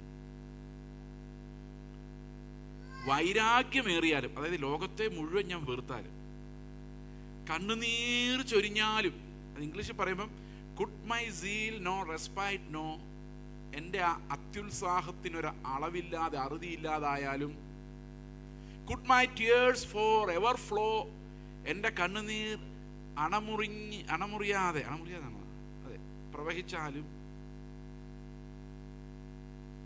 nothing good for sins atone. കൽപ്പന കാത്തിടുവാൻ ഒട്ടും പ്രാപ്തനല്ല ഞാൻ. വൈരാഗ്യമേറിയാലും കണ്ണുനീർ ചൊരിഞ്ഞിലും വന്നിടാ പാപനാശം. എന്തഭ്യാസം കാണിച്ചാലും പാപത്തെ പുറത്താക്കാൻ പറ്റത്തില്ല. So closely bound to us. നമ്മളെ ഒട്ടിപ്പിടിച്ച് നമ്മുടെ പ്രകൃതത്തിൻ്റെ തന്നെ ഭാഗമായിട്ടിരിക്കും. ഞാൻ ഇന്ന് ഉപവാസം എടുക്കാൻ പോകാമെന്ന് തീരുമാനിക്കുമ്പോൾ തന്നെ ഫ്ലഷ് അതിനകത്ത് അതാ തീരുമാനം എടുത്തേക്കുന്നത്. ഇന്ന് ഞാൻ ഉപവാസം എടുക്കാൻ പോകും, ഇതോടെ ജയിക്കും. These are all false confidences. ഒരു മാനുഷികമായ അധ്വാനങ്ങൾ കൊണ്ടും ജഡത്തെ തോൽപ്പിക്കാൻ പറ്റത്തില്ല. കാരണം നമ്മുടെ തീരുമാനങ്ങളിൽ പോലും ഈ ജഡമുണ്ട്. എനിക്കത് മനസ്സിലാവുന്നുണ്ടെന്ന് എനിക്കറിയില്ല. ഇപ്പം ഇത്തിരി കഴിയുമ്പോൾ മനസ്സിലാവുമായിരിക്കും. ഓക്കെ, എങ്കിലും എൻ്റെ ബുദ്ധിയുടെ പ്രമാണത്തോട് പോരാടുന്ന വേറൊരു പ്രമാണം ഞാൻ എൻ്റെ അവയവങ്ങളിൽ കാണുന്നു. അപ്പം എന്താ കാരണം എന്ന് വെച്ച് കഴിഞ്ഞാൽ, ഈ എൻ്റെ അവയവങ്ങളിൽ എൻ്റെ ബുദ്ധിയോട് പോരാടുന്ന ഒരു പ്രമാണമുണ്ട്. ഇപ്പം ഞാൻ നന്നാകണം തീരുമാനിക്കുമ്പം അതിനെതിരെ പോരാടുന്ന ഒരു പ്രമാണം എൻ്റെ അവയവങ്ങളിലുണ്ട്. ഈ അവയവങ്ങളിലുണ്ടെന്നുള്ളത് ഒരു വലിയ റെവലേഷനാണ്. കാരണം നമ്മുടെ പാപം വരുന്നത് നമ്മുടെ ചിന്തകളിൽ നിന്നല്ല, നമ്മുടെ പാപം വരുന്നത് നമ്മുടെ അവയവങ്ങളിൽ നിന്നാണെന്നാണ് വേദപുസ്തകം പറയുന്നത്. ഇപ്പം ഇൻവോളണ്ടറി സിൻസ് എല്ലാം വരുന്നത് എവിടെ നിന്നാണ്? വോളണ്ടറി സിൻസ് ചിലപ്പോൾ തോട്ട് പ്രോസസ്സ് എന്നൊരു പ്രധാനപ്പെട്ട കാര്യമാണ്. പക്ഷെ ഇൻവോളണ്ടറി സിൻസിന്റെ ഉറവിടം നമ്മുടെ തോട്ട് പ്രോസസ് അല്ല. ആ തോട്ട് പ്രോസസ്സ് തന്നെ ഉണ്ടാകുന്നത് നമ്മുടെ അവയവങ്ങളിൽ നിന്നാണ്. ബയോളജി പഠിച്ചിട്ടുള്ള ഡോക്ടേഴ്സ് ശരിയാണോ? ദേഷ്യം വരുന്നത് ഹോർമോൺസ് കാരണമാണ്, കെമിക്കൽ ഫ്ലോ കാരണമാണ്. ആണോ അല്ലയോ? നമ്മുടെ ശരീരത്തിന്റെ ഫിസിയോളജിക്കൽ ഫങ്ഷൻസ് കാരണമാണ് ദേഷ്യം, കോപം, വാത്സല്യം, സ്നേഹം, ഈ വക സകല ഗുലുമാലുകളും ഉണ്ടാകുന്നത്. ഈ അഡ്രിനാലിൻ അങ്ങോട്ട് കയറുമ്പോൾ ഉണ്ടല്ലോ, നമുക്ക് ആർക്കിട്ടും പൊട്ടിക്കാൻ തോന്നും. ഇല്ലെങ്കിൽ നമ്മുടെ കൈ കിട്ടുന്ന സാധനം തല്ലി പൊട്ടിക്കും. ചെയ്തേ പറ്റൂ. കാരണം ഈ ഹോർമോൺ എന്തോരം ഉണ്ടെന്ന്, എവിടെ ഒഴുകുന്നു, എവിടെ വെച്ച് പ്രസ് ചെയ്താൽ നിൽക്കുമെന്നൊന്നും നമുക്കറിയത്തില്ല. അപ്പം ഈ മനഃശാസ്ത്രജ്ഞന്മാർ തിന്നു കഴിഞ്ഞാൽ പറയും, നിങ്ങളൊരു ചാക്കിനകത്ത് മണൽ കെട്ടി വെച്ചിട്ട് അമ്മായിമ്മയുടെ പേരെഴുതി വെച്ചിട്ട് ഇടിക്കാൻ പറയും. ഞാൻ കഴിഞ്ഞ ദിവസം പറഞ്ഞില്ലേ, ഇടിച്ചിടിച്ചിടിച്ചിടിച്ച് ആ പാപം മുഴുവൻ, ആ വിഷമം മുഴുവൻ തീർക്കണം. അങ്ങനെ അഡ്രിനാലിൻ തീരുള്ളൂ. തല്ലി പൊട്ടിച്ചാലേ പോകുള്ളൂ.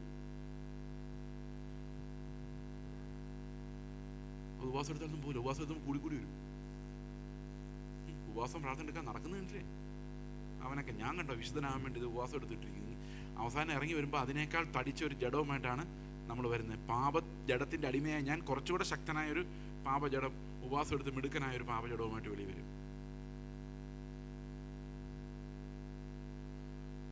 ഈ ഡോപ്പമിൻ എന്ന് പറഞ്ഞൊരു സാധനമുണ്ട്. നമ്മളെല്ലാവരും എൻജോയ്മെന്റ്, ലൈഫ് എൻജോയബിൾ ആകുന്നത് അതുകൊണ്ടാണെന്ന് പറയുന്നത്.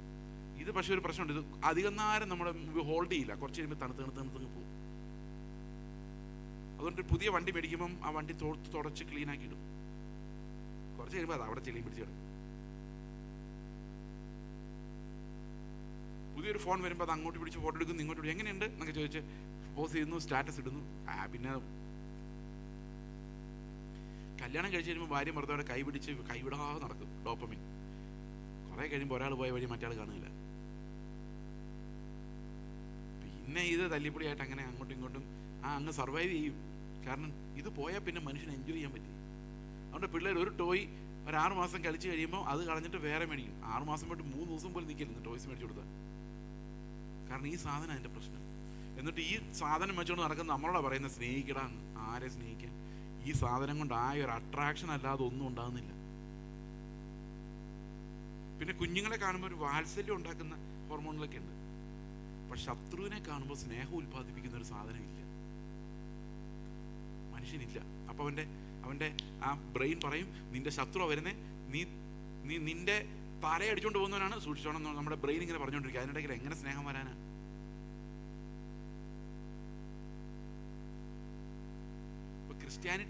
ക്രിസ്ത്യൻ ഫെയ്ത്ത് എന്ന് പറയുന്നത് നമ്മുടെ പ്രകൃതത്തിനെതിരെയാണ് വരുന്നത്. കർത്താവിൻ്റെ എല്ലാ ഉപദേശങ്ങളും നമ്മുടെ സ്വാഭാവിക മനുഷ്യ പ്രകൃതത്തിനെതിരെയാണ്. ഇപ്പോൾ സ്വാഭാവിക മനുഷ്യ പ്രകൃതം പാപോ? മനസ്സിലായോ? അപ്പൊ പുതിയ നിയമത്തിലെ പാപം എന്ന് പറയുന്നത് നമ്മുടെ സ്വാഭാവിക മനുഷ്യ പ്രകൃതം മുഴുവനാണ്, ആദാമ്യ പ്രകൃതം. അത് ശരീരത്തിന്റെ അവയവങ്ങളാലാണ് നിയന്ത്രിക്കപ്പെടുന്നത്. ഹോർമോണുകളാലും കെമിക്കലുകളാലാണ് നമ്മുടെ ക്യാരക്ടർ നിയന്ത്രിക്കപ്പെടുന്നത്. അതിനകത്തൊന്നും ദൈവത്തിന്റെ കൽപ്പന അനുസരിപ്പിക്കുന്ന ഒരു ഹോർമോൺ ഇല്ല. ഇതിന്റെ ഏറ്റവും ഭയങ്കര എക്സാമ്പിൾ പത്രോസ് എന്ന് പറയുന്ന ശിഷ്യനാണ്. പത്രോസ് കർത്താവിനോട് പറയുന്ന ഒരു കാര്യം, പത്രോസിനോട് കർത്താവ് പറയാണ്, ഞാൻ നേരത്തെ പറഞ്ഞ പോലെ ഗോതമ്പിനെ പാറ്റുന്ന പോലെ നിന്നെ പാറ്റാൻ സാത്താൻ ആലോചന ചോദിച്ചു, ഞാനോ നിന്റെ വിശ്വാസം പോകാതിരിക്കാൻ വേണ്ടി പിതാവിനോട് അപേക്ഷിച്ചെന്ന് പറയുമ്പോൾ പത്രോസ് എന്താ പറയുന്നറിയോ? എൻ്റെ കർത്താവ്, നീ എനിക്ക് വേണ്ടി അപേക്ഷിച്ച സമയത്ത് ആ യൂദായ്ക്ക് വേണ്ടിയോ തോമാച്ചിന് വേണ്ടിയോ അപേക്ഷിക്കുന്നതിന് നല്ലത്. കാരണം ഞാൻ നിനക്ക് വേണ്ടി മരിക്കാനും നിന്റെ കൂടെ തടവിലായി പോകുവാനും തീരുമാനമെടുത്തവര് അല്ല. ഈ പ്രസംഗം കേൾക്കുമ്പോൾ പറയില്ല തീരുമാനം എടുക്കാതെ പോകരുതെന്ന്. ഒരു പ്രയോജനമില്ലെന്നേ. ചുമ്മാ തീരുമാനം എടുത്തെന്നുള്ള പേര് മാത്രം അവസാനം കാണും. എന്നാൽ ഇവന്റെ ചിന്ത എന്താ വെച്ച് കഴിഞ്ഞാൽ ഞാൻ ഈ തീരുമാനം എടുത്തോടെ ഞാൻ ഓക്കെ ആയി. എവിടെ ഓക്കെ ആയി? പിന്നെയും പഴയ പോലെ. അപ്പം പത്രോസ് ഒരു തീരുമാനം എടുത്തായിരുന്നു, കർത്താവിനെ പിടിച്ചോണ്ട് പോയാൽ മരണമാണെങ്കിൽ ഞാൻ ഇവന് വേണ്ടി മരിക്കും, ജയിലിൽ പിടിച്ചോണേ ഞാൻ ഇവന്റെ കൂടെ ജയിലിൽ പോകും. എന്താ ഭയങ്കര തീരുമാനം. കർത്താവ് പറഞ്ഞു, മോനെ നിന്റെ തൻ്റെ ഇടമൊക്കെ എനിക്ക് ഇഷ്ടപ്പെട്ടു, പക്ഷേ ഇന്ന് നേരം എടുക്കുന്നതിന് മുമ്പ് നീ 3 പ്രാവശ്യം എന്നെ തള്ളി പറയും. അത്ര കപ്പാസിറ്റി നിനക്കുള്ളൂ. പത്രോസ് പിന്നെ കാണാം, ഞാനൊരിക്കലും കർത്താവിനെ തള്ളി പറയും. മനസ്സിൽ പറഞ്ഞാണ്. കുറച്ചു നേരം കഴിഞ്ഞപ്പം ഒരു പെൺകുട്ടിയുടെ മുമ്പിൽ, നീ നസ്രായന്റെ കൂടെ ഉണ്ടായിരുന്ന ആളല്ലേടാ ചോദിച്ചപ്പോൾ പുള്ളി പ്രാകുവാനും ആണയിടാനും തുടങ്ങി. പ്രാഗി ചുമ്മാ എന്നാ അല്ലെന്ന് പറഞ്ഞാൽ പോരെ. അല്ല, അയാൾ യേശുവിനെ ഇരുന്ന് പ്രാകുമായിരുന്നു. അതാണ് ജഡത്തിന്റെ കപ്പാസിറ്റി. ഞാൻ പണ്ട് രക്തസാക്ഷികളുടെ കഥയൊക്കെ വായിച്ചിട്ട് രക്ഷിക്കപ്പെടുന്ന സമയത്ത് ഒരു രക്തസാക്ഷികളുടെ കഥ ഒരു പുസ്തകമായിട്ട് വന്നായിരുന്നു. അപ്പോൾ അതിൻ്റെ അവസാനത്തെ 2 പേജ് ബ്ലാങ്ക് ആയിരുന്നു. അപ്പോൾ ഞാൻ അവിടെ ഇങ്ങനെ എഴുതി, ഇവരിൽ ഒരാളായി എന്നെയും നീ ഉൾപ്പെടുത്തണമേ എന്ന് എഴുതിയിട്ട് ആരും കാണാതിരിക്കാൻ വേണ്ടി അതെല്ലാം സ്റ്റേപ്പിൾ ഇട്ട് ക്ലിപ്പ് ചെയ്ത് വെച്ചു. പിന്നെ ആ പുസ്തകം ഇപ്പോൾ കാണുന്നില്ല. പിന്നെ ഞാൻ മനസ്സിലാക്കിയത് അങ്ങനൊന്നും നിൽക്കാൻ ഞാൻ വിചാരിച്ചാലും നടക്കില്ല. തക്ക സമയത്ത് ദൈവം കൃപ തന്നില്ല, നമ്മൾ അവനെ തിരിച്ചടിച്ചിട്ട് ഓടും. മനുഷ്യന്റെ സ്വാഭാവിക രക്ഷപ്പെടാനുള്ള പ്രകൃതം ദൈവത്തിനെതിരാണ്. പാപം എന്ന് പറയുന്നത് അവന്റെ പ്രകൃതത്തിൽ തന്നെ ഇരിക്കുന്ന കാര്യമാണ്. ഇവനോടാണ് നന്നാകടാ എന്ന് പറഞ്ഞാൽ നന്നാകുമോ? നന്നാകണമെന്ന് ആഗ്രഹമുണ്ട്, പക്ഷെ നന്നാവണ്ടേ? അല്ല, നിങ്ങൾ ആലോചിച്ച് റോമാലേഖനത്തിൽ ഇത്ര ഭയങ്കര കാര്യങ്ങളൊക്കെ ഉണ്ടായിരുന്നു. ഞാൻ അടുത്തിടയ്ക്ക് അറിഞ്ഞു, ഇന്ന് മോഡേൺ മെഡിസിൻ കണ്ടുപിടിച്ച കാര്യങ്ങൾ എത്രയോ വർഷങ്ങൾക്ക് മുമ്പാണ്. ഇത് തോട്ടല്ല, ഇത് നമ്മുടെ ഹെൽപ്പിന് വെളിയിലാണ് നമ്മുടെ സ്വഭാവം വരുന്നതെന്നും ഇത് അതുകൊണ്ടാണല്ലോ ഡിപ്രഷനിലൊക്കെ വരുന്നവർ സഹായം ചോദിക്കുന്നത് ഡോക്ടറോട്. കാരണം they need to control different chemicals. അതിനുവേണ്ടിയാ. കാരണം ഈ ക്യാരക്ടറുടെ മേൽ നമുക്ക് അത്രയൊന്നും പിടിയില്ല, അത്രയൊന്നും ഹോൾഡ് ഇല്ല. നമ്മൾ എങ്ങനെ ബിഹേവ് ചെയ്യണം എന്നുള്ള കാര്യത്തിൽ, നമുക്ക് ദേഷ്യം വരുന്ന കാര്യത്തിൽ, നമ്മൾ സ്നേഹിക്കുന്ന കാര്യത്തിൽ നമുക്ക് വില്ല് പോലെ സ്നേഹം വരുത്താനോ നമ്മുടെ വില്ല് പോലെ ദേഷ്യം വരുത്താനോ ഒന്നും പറ്റത്തില്ല. Because the body is controlling it. Responses. നിങ്ങളൊരു പട്ടിയുടെ അടുത്ത് എല്ലാം മാംസത്തിന്റെ മണം വരുമ്പോൾ പട്ടി പുറകെ വരുന്നില്ലേ? തീരുമാനം എടുത്തില്ലെങ്കിലും പട്ടിക്ക് വരേണ്ടി വരും. അതിന് സഹിക്കാൻ പറ്റില്ല അതിൻ്റെ സ്മെല്ല് വന്നു കഴിയുമ്പോൾ. അതുപോലെ നമ്മൾ ഓരോ സ്റ്റിമുലൻറ്റിനോട് റിയാക്ട് ചെയ്തുകൊണ്ടിരിക്കും. ഒരു തൊട്ടാവാടി നമ്മൾ തൊട്ടാൽ ഇങ്ങനെ ഷ്രിങ്കായി പോകുന്ന പോലെ നമ്മുടെ മുമ്പിൽ വരുന്ന എനിമിയാണോ, നമ്മുടെ കസേര അടിച്ചു മാറ്റാൻ വേണ്ടി വരുന്നവനാണോ, നമ്മുടെ പൈസ അടിച്ചു മാറ്റാൻ വേണ്ടി വരുന്നവനാണോ, നമ്മുടെ ഉള്ളിൽ ഇങ്ങനെ അലർട്ട് അടിക്കുക. അതാണ് ഈ നമ്മുടെ. അപ്പം അറിയുമ്പം ഓ അവൻ എൻ്റെ കസേര എടുക്കാൻ വേണ്ടി വന്നവനാണ്, സ്നേഹിച്ചേക്കാം. സ്നേഹിക്കും. സ്നേഹവും നടക്കില്ല, അവിടെ അഭിനയം മാത്രം നടക്കും.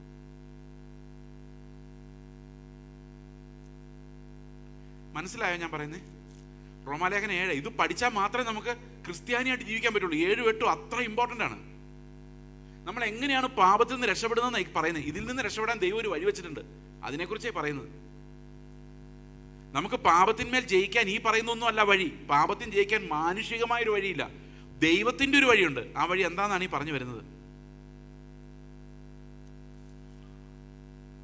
അടുത്ത വാക്യം പറയാണ്, അതെൻ്റെ അവയവങ്ങളിലുള്ള പാപപ്രമാണത്തിനെ ബദ്ധനാക്കി കളയുന്നതിനെ അടിമയാക്കി മാറ്റുന്നത്. എൻ്റെ അവയവങ്ങളിലുള്ള പാപമെന്ന പ്രമാണത്തിനാണ് ഞാൻ അടിമയായിരിക്കുന്നത്. അതുകൊണ്ടാണ് ഇൻവോളണ്ടറി സിൻസ് എന്നിൽ ഉണ്ടാകുന്നത്. ഞാൻ ആഗ്രഹിക്കാതെ തന്നെ പാപ സ്വഭാവം എനിക്ക് ഉണ്ടാകുന്നത്.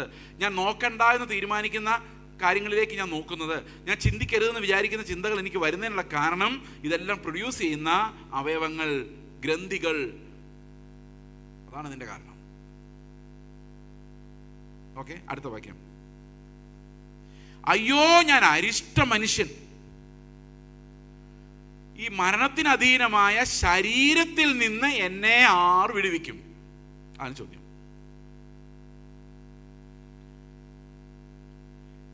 ഈ മരണത്തിന് അധീനമായി. അപ്പൊ നമ്മൾ പാപത്തെ ജയിക്കണമെങ്കിൽ എന്ത് ചെയ്യണം? തോട്ട്സിനെ ജയിച്ചാൽ പോരാ, ഈ ഹോർമോണുകളെ ഉണ്ടാക്കുന്ന ശരീരത്തെ ജയിക്കണം. സാധ്യമാണോ ഇത്? നല്ലവനാകണം എന്നുള്ള ആഗ്രഹം ഉണ്ടായാൽ പോരാ, വചനത്തിന്റെ സാച്ചുറേഷൻ ഉണ്ടായാൽ പോരാ, വചനത്തിലെ സകല മർമ്മങ്ങളും ഗ്രഹിച്ചാൽ പോരാ, മലകളെ നീക്കാൻ പറ്റിയ വിശ്വാസം ഉണ്ടായാൽ പോരാ, ശരീരം ചുടുവാൻ ഏൽപ്പിച്ചാൽ പോരാ, തനിക്കുള്ളതെല്ലാം അന്നദാനം ഏൽപ്പിച്ചാലും പോരാ, എന്ത് ചെയ്താലും പോരാ. അയ്യോ ഞാൻ അരിഷ്ട മനുഷ്യൻ, ഈ മരണത്തിന് അധീനമായ ശരീരത്തിൽ നിന്ന് എന്നെ ആർ വിടുവിക്കും? ഉദാഹരണത്തിന് ഒരു ചർച്ച് പണിയാണ്. ചർച്ച് പണിയുമ്പം വേണ്ട, അല്ല ഒരു കൺവെൻഷൻ നടത്തുമെന്ന് വിചാരിച്ചു. കൺവെൻഷൻ നടന്നത് ഒരാൾ എഴുന്നിട്ട് പറയുന്നത്, ഈ കൺവെൻഷൻ്റെ മുഴുവൻ തുകയും ഞാൻ സ്പോൺസർ ചെയ്തിരിക്കുന്നു. പാസ്റ്ററിന് ആ മനുഷ്യനെ കാണുമ്പോൾ ഭയങ്കര ബഹുമാനമായിരിക്കും അല്ലേ? ആയിരിക്കും. ആ ബഹുമാനം കൊടുത്തില്ലെങ്കിലോ പ്രശ്നവും. കാരണം നമ്മൾ എന്ത് ചെയ്താലും അതിൻ്റെ ഒരു ബഹുമാനം നമുക്ക് നമ്മുടെ ജഡം ഡിമാൻഡ് ചെയ്യും. ഞാൻ അവനെ അത്ര സഹായിച്ചല്ല, എന്നിട്ട് അവനൊരു നന്ദി പോലും പറഞ്ഞില്ലല്ലോ എന്ന് ജഡം പറഞ്ഞുകൊണ്ടിരിക്കും.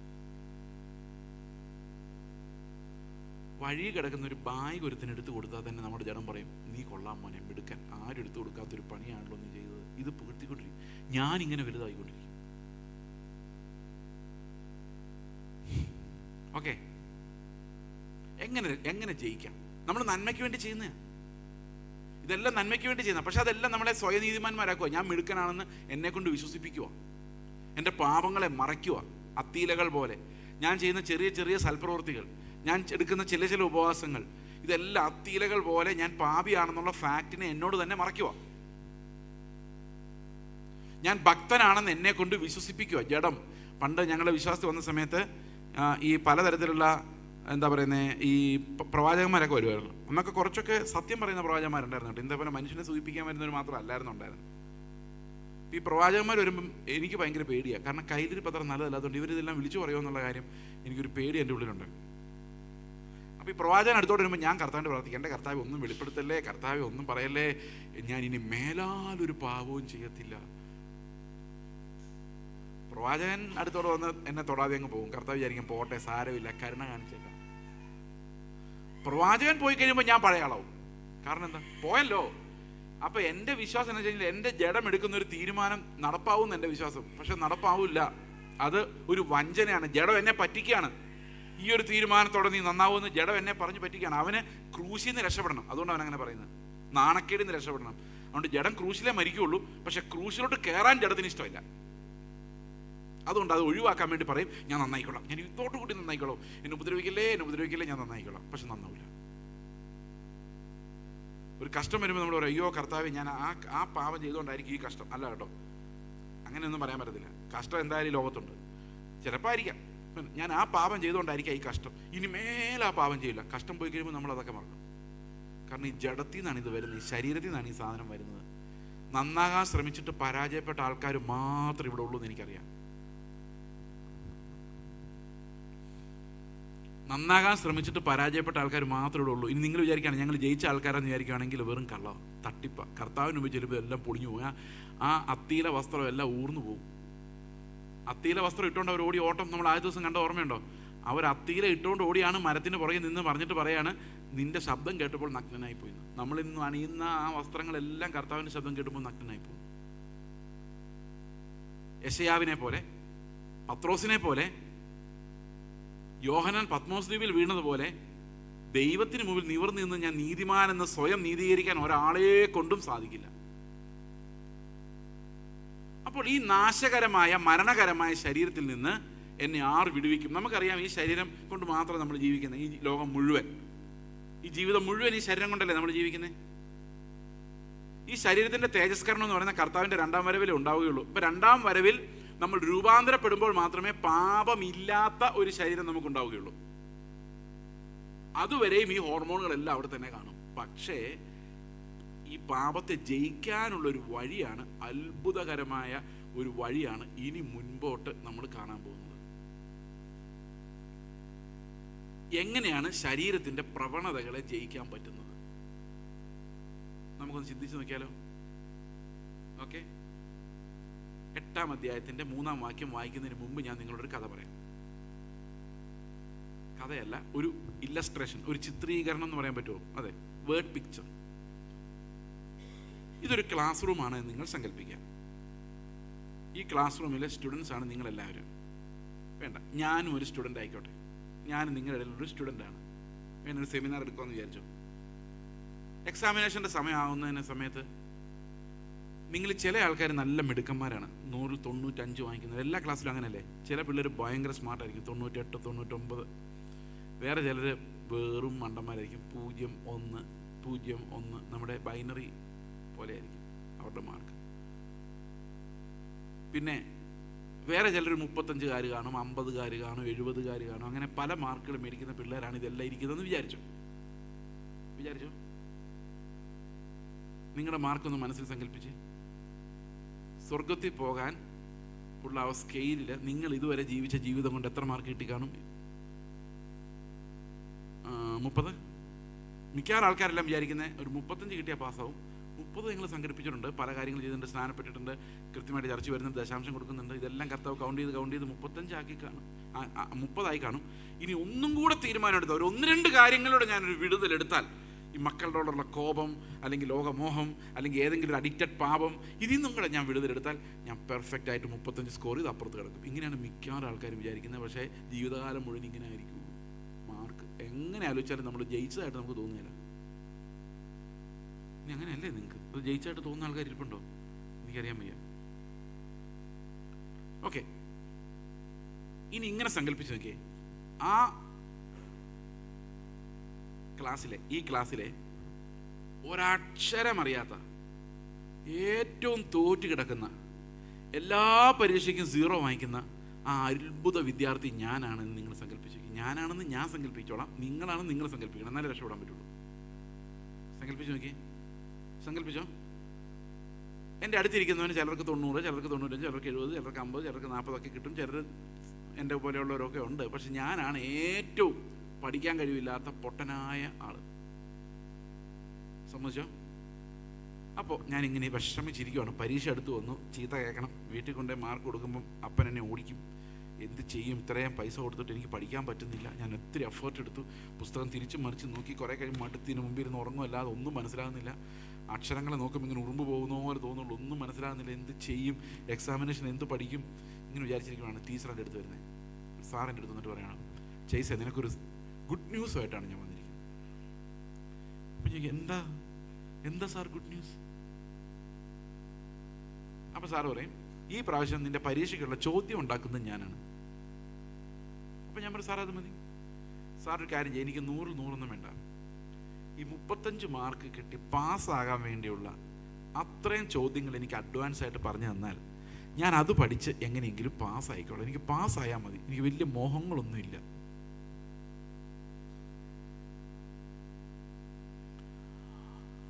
അപ്പം സാറ് പറയും, ശരി അതൊക്കെ കുഴപ്പമില്ല, പക്ഷേ ചോദ്യങ്ങൾ നിനക്ക് കിട്ടിയിട്ട് വലിയ കാര്യമൊന്നുമില്ല. അപ്പം ഞാൻ എന്താ കാരണം? ചോദ്യങ്ങളൊക്കെ നിനക്കറിയാം. സ്നേഹിക്കണം, താഴ്മ വേണം. താഴ്ത്തി സമർപ്പിച്ച് മടുത്തു, എന്നാലും താഴ്മ വരുന്നില്ല. പണ്ടൊരു ചർച്ചിൽ എൻ്റെ ഒരു സുഹൃത്ത് എന്ന് പ്രസംഗിച്ച് കഴിഞ്ഞപ്പം, പ്രസംഗം കഴിഞ്ഞിറങ്ങി കഴിഞ്ഞപ്പോൾ ഒരു അമ്മച്ചി അടുത്ത് വന്നിട്ട് പറഞ്ഞു, പാസ്റ്റർ എന്നെക്കുറിച്ച് എന്തെങ്കിലും പറഞ്ഞായിരുന്നോ എന്ന് ചോദിച്ചു. ഇല്ലല്ലോ, ഒന്നും പറഞ്ഞില്ലല്ലോ. ഈ ചർച്ചിലെ ഏറ്റവും താഴ്മയും ഉള്ള ആൾ ഞാനാണെന്ന് എല്ലാവരും പറയുന്നത്. താഴ്മയുണ്ടോ? താഴ്മയുണ്ടെന്നുള്ളൊരു അഹങ്കാരം. അത്രയേ ഉള്ളൂ.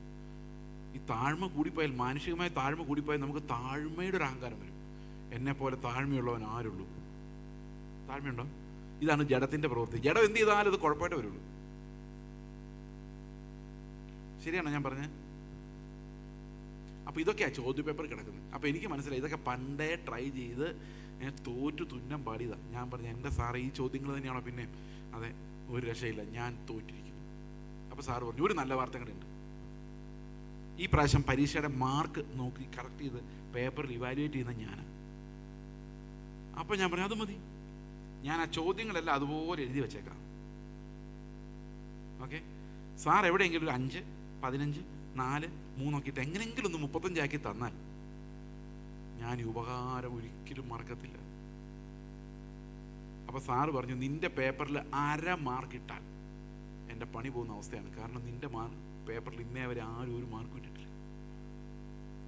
അത് മാത്രമല്ല, നിനക്കറിയാൻ വയ്യാത്തൊരു രഹസ്യം എങ്ങനെ നിന്നോട് പറയുമെന്നറിയാതിരിക്കാൻ ഞാൻ വിഷമിച്ചിരിക്കും. സാർ, എന്താ സാറേ? ഈ പരീക്ഷയ്ക്ക് ഒരു കുഴപ്പമുണ്ട്, ഒറ്റ പരീക്ഷയുള്ളൂ. പക്ഷേ 35 കിട്ടുന്നവനൊന്നും പാസ്സാവത്തില്ല. 100ൽ 100 വേണം. കാരണം ഒരു പ്രമാണം ലംഘിച്ചാൽ എല്ലാം ലംഘിച്ചതുപോലെയാണ്.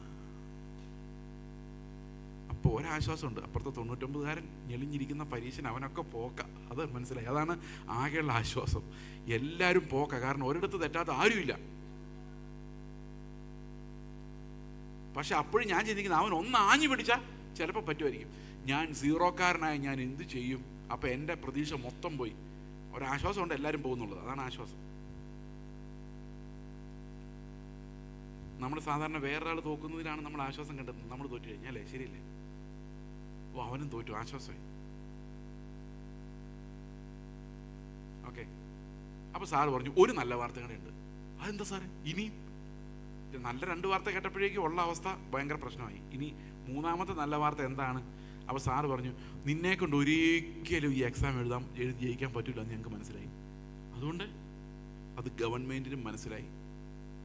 ഈ ഗവൺമെൻറ് സൈക്കോളജിൻ്റെ സർട്ടിഫിക്കറ്റ് ഉണ്ട്, നിനക്ക് ഡിസ്ലെക്സിയയാണ്, നിനക്ക് പഠിക്കാൻ പറ്റത്തില്ല, എഴുതാൻ പറ്റത്തില്ല എന്നൊരു സർട്ടിഫിക്കറ്റ് തന്നിട്ടുണ്ട്. ആണോ? അതുകൊണ്ട് പരീക്ഷ എഴുതാൻ പറ്റത്തില്ല? അങ്ങനെയല്ല, നിനക്ക് പരീക്ഷ എഴുതാം, നിനക്കൊരു സ്ക്രൈബിനെ വെച്ച് ഈ എക്സാം എഴുതാം. അപ്പം അവൻ പറയും, സ്ക്രൈബിനെ വെച്ച് എക്സാം എഴുതാന്ന് പറഞ്ഞാൽ എന്താ പ്രയോജനം? സ്ക്രൈബിന് വല്ലതും അറിയണ്ടേ? സാധാരണഗതിയിൽ 10ാം ക്ലാസ്സിൽ പഠിക്കുന്നവർക്ക് 9ാം ക്ലാസ്സിൽ പഠിക്കുന്ന പിള്ളേരായിരിക്കും സ്ക്രൈബ്. സ്ക്രൈബ് എന്ന് പറഞ്ഞാൽ ഞാൻ പറഞ്ഞു കൊടുക്കും, ഇവൻ എഴുതും. അത് ചുമ്മാ ഒന്നും അറിയാത്തവനെ സ്ക്രൈബ് ആക്കാൻ പറ്റില്ല. അപ്പോൾ പൈ എന്ന് പറഞ്ഞു കഴിഞ്ഞാൽ ഒരു പശുവാണെന്ന് വിചാരിക്കുന്ന ആളാവരുത്. തീറ്റ എന്ന് പറഞ്ഞാൽ തിന്നുന്ന കാര്യം ഒന്നും ആലോചിക്കരുത്. സൈൻ തീറ്റ എന്ന് മനസ്സിലാവുന്നവനെ കൊണ്ടുപോയി അവിടെ ഇരുത്താൻ പറ്റുള്ളൂ. അല്ലേ? ശരിയല്ലേ? ഇപ്പോൾ കുറച്ച് വിവരം ഉണ്ടായിരിക്കണം, മുഴുവൻ വിവരം ഉണ്ടാവില്ല. അങ്ങനെയുള്ളവരാണ് ഈ സ്ക്രൈബുകൾ. ഇയാൾ പറഞ്ഞാൽ എഴുതുള്ളൂ. അപ്പം ഞാൻ പറയുകയാണ്, എനിക്കാണെങ്കിൽ ഒന്നും അറിയാൻ മേല. അപ്പോൾ ഒരു സ്ക്രൈബിന് ഞാൻ പറഞ്ഞു കൊടുത്താലല്ലേ അവൻ എഴുതുള്ളൂ. അപ്പോൾ അതുകൊണ്ട് എങ്ങനെയാണ് ഞാൻ രക്ഷപ്പെടുന്നത്? എങ്ങനെ 100 കിട്ടുന്നത്? അപ്പോൾ സാറ് പറഞ്ഞു, നിന്റെ ഈ പ്രാവശ്യത്തെ ക്വസ്റ്റ്യൻ പേപ്പർ ഇടുന്നത് ഞാനാണല്ലോ. അതെ. നിന്നെ ന്യായം വിധിക്കുന്നതും അവസാനം പരീക്ഷയിൽ മാർക്ക് തൂക്കി തരുന്നത് ഞാൻ തന്നെയാണല്ലോ. അതെ. നിന്റെ സ്ക്രൈബും ഞാൻ തന്നെയാണ്. എത്ര മാർക്ക് കിട്ടും? എത്ര മാർക്ക് കിട്ടും? ഈ 100 കിട്ടാൻ വേറെ എന്തേലും വഴി നിങ്ങൾ കാണുന്നുണ്ടോ? ഈ പൊട്ടന് കാണുന്നുണ്ടോ? പൊട്ടനെ പോലെ ഞാൻ നിന്റെ മുമ്പിൽ ഇരുന്നു സങ്കീർത്തനത്തിൽ പറയുന്നല്ലേ. ഒന്നും അറിയാത്ത പൊട്ടനായിട്ട് കർത്താവിന് മുമ്പിൽ നമ്മൾ ഇരുന്നു. പക്ഷെ നമ്മൾ 100 വാങ്ങിപ്പിക്കണമെങ്കിൽ ഈ കർത്താവ് തന്നെ, നിങ്ങൾ ആലോചിക്കുക, നിങ്ങൾ എക്സാമിനേഷൻ ഹാളിൽ ഇരിക്കുമ്പം ഈ ക്വസ്റ്റ്യൻ പേപ്പർ ഇട്ടവനെ കൊണ്ട് തന്നെ ഈ എക്സാം എഴുതിപ്പിക്കണം തോന്നിയിട്ടുണ്ടോ?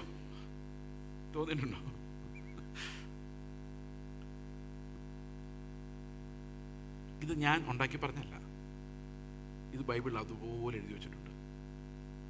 ഇങ്ങനെയാണ് ദൈവം നമ്മളെ വിടുവിക്കുന്നത്. നമുക്ക് വാക്യം വായിക്കാം, അങ്ങനെ തന്നെയാണോ എന്ന് നോക്കാം. റോമാലേഖനം 8-ാം അധ്യായത്തിന്റെ 3-ഉം 4-ഉം വാക്യങ്ങൾ വായിച്ചു നോക്കി. ജഡത്താലുള്ള ബലഹീനത നിമിത്തം, അതായത് ജഡം ബലഹീനമായുണ്ട്. ഞാൻ നേരത്തെ പറഞ്ഞില്ലേ, ഈ ജഡത്തിൽ നിന്ന് ആവശ്യമില്ലാത്ത ഹോർമോണുകൾ അതെല്ലാം വന്നുകൊണ്ടിരിക്കുന്നുണ്ട്. ന്യായപ്രമാണത്തിന് കഴിഞ്ഞില്ല. എന്ത് കഴിഞ്ഞില്ല? എന്നെ നീതിമാനാക്കാൻ പറ്റിയില്ല. അതിനെ സാധിപ്പിക്കാൻ ദൈവം എന്ത് ചെയ്തു? തൻ്റെ പുത്രനെ പകരം വിട്ടു. തൻ്റെ പുത്രനെ പകരം വിട്ടു. എന്നെ കൊണ്ട് പറ്റാത്തതിനെ സാധിപ്പിക്കാൻ കർത്താവ് എന്ത് ചെയ്തു? തൻ്റെ പുത്രനെ പാപജഡത്തിൻ്റെ സദൃശത്തിൽ, അതായത് പാപജഡത്തിലല്ല, ജഡം പോലിരിക്കുന്ന ഒരു ജഡത്തിൽ, ഈ ഹോർമോണുകളൊന്നും അനിയന്ത്രിതമായിട്ട് ഓടാത്ത, ടച്ച് ചെയ്യാത്ത, വചനം ജഡമായി തീർന്ന, ഇത് സാധിക്കുന്ന ഒരു പകരക്കാരനെ എനിക്ക് വേണ്ടി ഈ ലോകത്തിലേക്ക് വിട്ടു. എന്നിട്ട് എന്ത് ചെയ്തു? 3-ാം വാക്യം തന്നെ, പാപത്തിന് ജഡത്തിൽ ശിക്ഷ വിധിച്ചു. അപ്പൊ നമ്മുടെ പാപത്തിന്റെ എല്ലാ ശിക്ഷ എവിടെ വിധിച്ചു? ജഡത്തിൽ വിധിച്ചു. ഈ പാപത്തിന്റെ ശിക്ഷ ജഡത്തിൽ വിധിക്കുക എന്നുള്ളതാണ് ഒന്നാമത്തെ കാര്യം, നമ്മളെ പാപത്തിന് രക്ഷിക്കാൻ വേണ്ട ഒന്നാമത്തെ കാര്യം. കാരണം ആ ബലവാനെ അവൻ പിടിച്ചു കെട്ടി എന്ന് പറഞ്ഞു കഴിഞ്ഞാൽ, എൻ്റെ ജഡമാണ് എന്നെ കൊണ്ട് പാപം ചെയ്തിരിക്കുന്നത്. ആ ജഡത്തെ കർത്താവ് ശിക്ഷ വിധിച്ചു. ആ ജഡത്തിലൊരു ശിക്ഷ ദൈവം വിധിച്ചു എന്ന് പറഞ്ഞതിൻ്റെ അർത്ഥം എന്താണ്? യേശു ക്രിസ്തു, ഇന്ന് നമ്മൾ പറഞ്ഞ പോലെ, യേശു ക്രിസ്തു കാൽവരി ക്രൂശിൽ മരിച്ചപ്പോൾ ആ ക്രൂശിൽ എൻ്റെ പഴയ ജഡത്തെ അവൻ ക്രൂശിച്ചു. മനസ്സിലായ? അപ്പൊ കാൽവരി ക്രൂശിൽ കർത്താവ് മരിക്കുമ്പോൾ എൻ്റെ പാപങ്ങൾക്ക് പരിഹാരം ഉണ്ടാകാൻ വേണ്ടി ഈ പഴയ ജഡത്തെ ക്രൂശിക്കാൻ വേണ്ടിയാണ് കർത്താവ് കാൽവരി ക്രൂശിൽ മരിച്ചത്. അപ്പൊ കർത്താവ് അവിടെ മരിച്ചപ്പോൾ ഈ പഴയ ചെയ്സ് മരിച്ചു. ഈ ഹോർമോണുകൾ ഉണ്ടാക്കുന്ന, നിങ്ങൾ പറയും ഇപ്പോഴും ഉണ്ടല്ലോ പാസ്റ്റർ ഇതൊരു മാതിരി ഇങ്ങനെ പറഞ്ഞാൽ എങ്ങനെ ഇപ്പോഴും എനിക്കിതൊക്കെ ഉണ്ടാകുന്നുണ്ടല്ലോ. നിങ്ങൾ പറയും വെയിറ്റ് അങ്ങോട്ട് വരിക. ഈ പഴയ പ്രാകൃത സ്വഭാവമുള്ള പാപം ചെയ്യുന്ന ജഡത്തെ കർത്താവ് എന്ത് ചെയ്തു? കാൽവരി ക്രൂശിൽ അവനോടൊപ്പം തറച്ചു.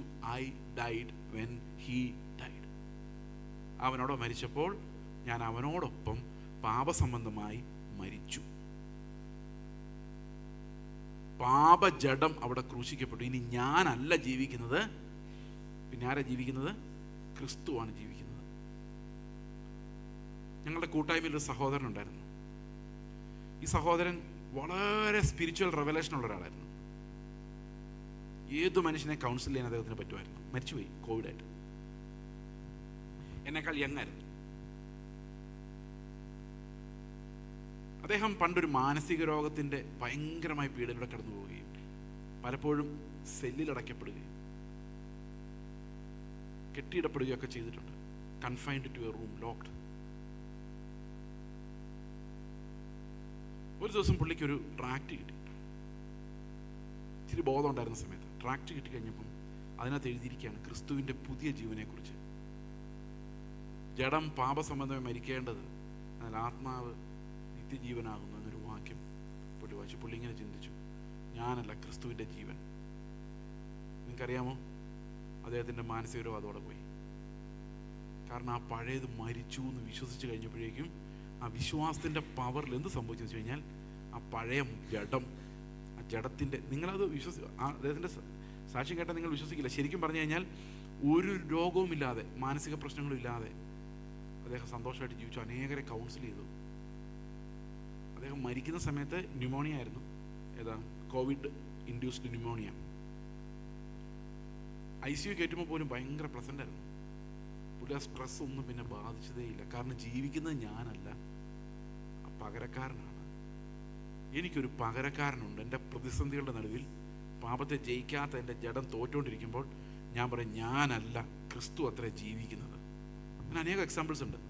ഈ രാജസ്ഥാനിലുള്ളൊരു പൊളിറ്റിക്കൽ ലീഡറായിരുന്നു പണ്ഡിറ്റ് ധർമ്മപ്രകാശ് എന്ന് പറഞ്ഞ ഒരാൾ. നിങ്ങൾ കേട്ടിട്ടുണ്ടോ എന്ന് എനിക്കറിയത്തില്ല. അദ്ദേഹം വളരെ പ്രശസ്തനായ ഒരു പ്രസംഗകനായിരുന്നു. അദ്ദേഹം ഇന്ദിരാഗാന്ധിയുടെ സമയത്ത് ഉള്ളൊരു ലീഡറായിരുന്നു. പുള്ളിക്ക് ഒരു കുഴപ്പമുണ്ടായിരുന്നു. ഭാര്യയെ ശരിക്കും ഇടിക്കുമായിരുന്നു, നല്ലപോലെ മർദ്ദിക്കുമായിരുന്നു. പുള്ളിയുടെ ഭാര്യ ഒരു വിശ്വാസിയായിരുന്നു. ഒരു ദിവസം പുള്ളി വീട്ടിൽ വന്ന് സോഫയിലോട്ടിരുന്ന്, ഇപ്പോൾ ഈ നോർത്ത് ഇന്ത്യയിലെ സ്ത്രീകൾക്ക് പതിഭക്തിയാണ്, ഭർത്താക്കന്മാരൊരു ഭക്തി പോലെ ഈശ്വരനെ പോലെ കാണുന്നതാണ്. അവർ ആ സ്ത്രീ നിലത്ത് ചെന്നിരുന്നിട്ട് ഈ ഷൂസ് ഊരാൻ ശ്രമിച്ചപ്പോൾ അയാൾ ആ ഷൂസ് ഇട്ട് ഒറ്റ ചവിട്ട് വെച്ച് കൊടുത്തു ഈ ഭാര്യയ്ക്കിട്ട്. പുള്ളിക്കാരി തെറിച്ചു പോയി ഭിത്തിയെ തലയടിച്ച് വീണ് തല പൊട്ടി ബ്ലഡ് വരാൻ തുടങ്ങി. അപ്പോൾ പുള്ളിക്കാരി എന്തെന്ന് വെച്ച് കഴിഞ്ഞാൽ അവിടെ കിടന്നൊരു ഒരു റുമാലെടുത്ത് ഇതങ്ങ് ടൈറ്റായിട്ട് കെട്ടി ബ്ലീഡിങ്ങാണ്. എന്നിട്ട് പിന്നെയും പോയി അയാളുടെ മുമ്പിൽ മുട്ടുകുത്തിയിരുന്നിട്ട് ആ ഷൂസ് മുഴുവൻ ഊരി. ഇയാൾ പെട്ടെന്ന് നിലത്തോട്ടിരുന്നിട്ട് ചോദിച്ചു, എന്നെപ്പോലൊരു മൃഗത്തെ സ്നേഹിക്കാൻ നിനക്ക് എങ്ങനെയാണ് പറ്റുന്നതെന്ന് ചോദിച്ചു. അപ്പോൾ ആ സഹോദരി പറഞ്ഞു, ഞാനല്ല, ക്രിസ്തുവാണ് നിങ്ങളെ സ്നേഹിക്കുന്നത്. ഞാൻ ആ ക്രൂശിൽ എന്നേ മരിച്ചു. I died. It is Christ who loves you. ഒറ്റ ടേണിംഗ് പോയിന്റ് ആയിരുന്നു അയാളുടെ ലൈഫിൽ. നിങ്ങളുടെ ജീവിതത്തിലോട്ട് എന്ന് കഴിയുമ്പോൾ നിങ്ങളുടെ സാഹചര്യങ്ങൾ പലതായിരിക്കും. ഒരൊറ്റ മോമെൻറ്റ് ഞാൻ കർത്താവിനോട് മരിച്ചു എന്നുള്ളൊരു ഫെയ്ത്ത് എൻ്റെ ഉള്ളിലേക്ക് വന്നു കഴിയുമ്പോഴേക്കുണ്ടല്ലോ, ഈ പറയുന്ന അഡ്രിനാലിനൊക്കെ പോയിട്ട് ആ ക്രിസ്തുവിൻ്റെ ജീവൻ നമ്മളിവിടെ വ്യാപരിക്കാൻ തുടങ്ങും.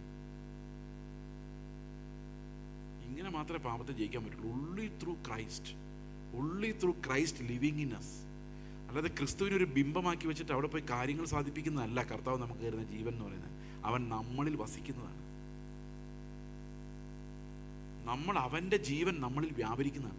ഇതാണ് ക്രിസ്ത്യ ജീവിതത്തിൻ്റെ ആരംഭം. നിങ്ങൾ തുടങ്ങിയിട്ടുണ്ടെന്ന് എനിക്കറിയത്തില്ല, തുടങ്ങിക്കോ.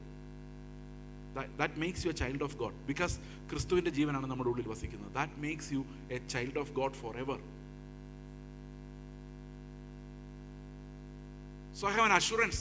എൻ്റെ ഉള്ളിലുള്ളത് ക്രിസ്തുവിൻ്റെ ആത്മാവാണ്, അവൻ്റെ ജീവനാണ്. ഞാനൊരു കൊച്ചാണ്, എനിക്ക് വലിയ ഫംഗ്ഷൻ ഒന്നും അറിയത്തില്ല. ഞാൻ ചിലപ്പോൾ ഒക്കെ പഴയത് വരും, പക്ഷെ എന്നാൽ പോലും എൻ്റെ ഉള്ളിൽ ക്രിസ്തുവിൻ്റെ ജീവൻ ഇനാഗുറേറ്റ് ചെയ്യപ്പെട്ടിട്ടുണ്ട്, സ്റ്റാർട്ട് ചെയ്യപ്പെട്ടിട്ടുണ്ട്. അതിനർത്ഥം എപ്പോൾ വേണമെങ്കിലും വിശ്വാസത്തിൽ എനിക്ക് അങ്ങോട്ട് കടന്നെല്ലാം ക്രിസ്തുവിൻ്റെ ജീവനിലേക്ക് കടന്നെല്ലാം.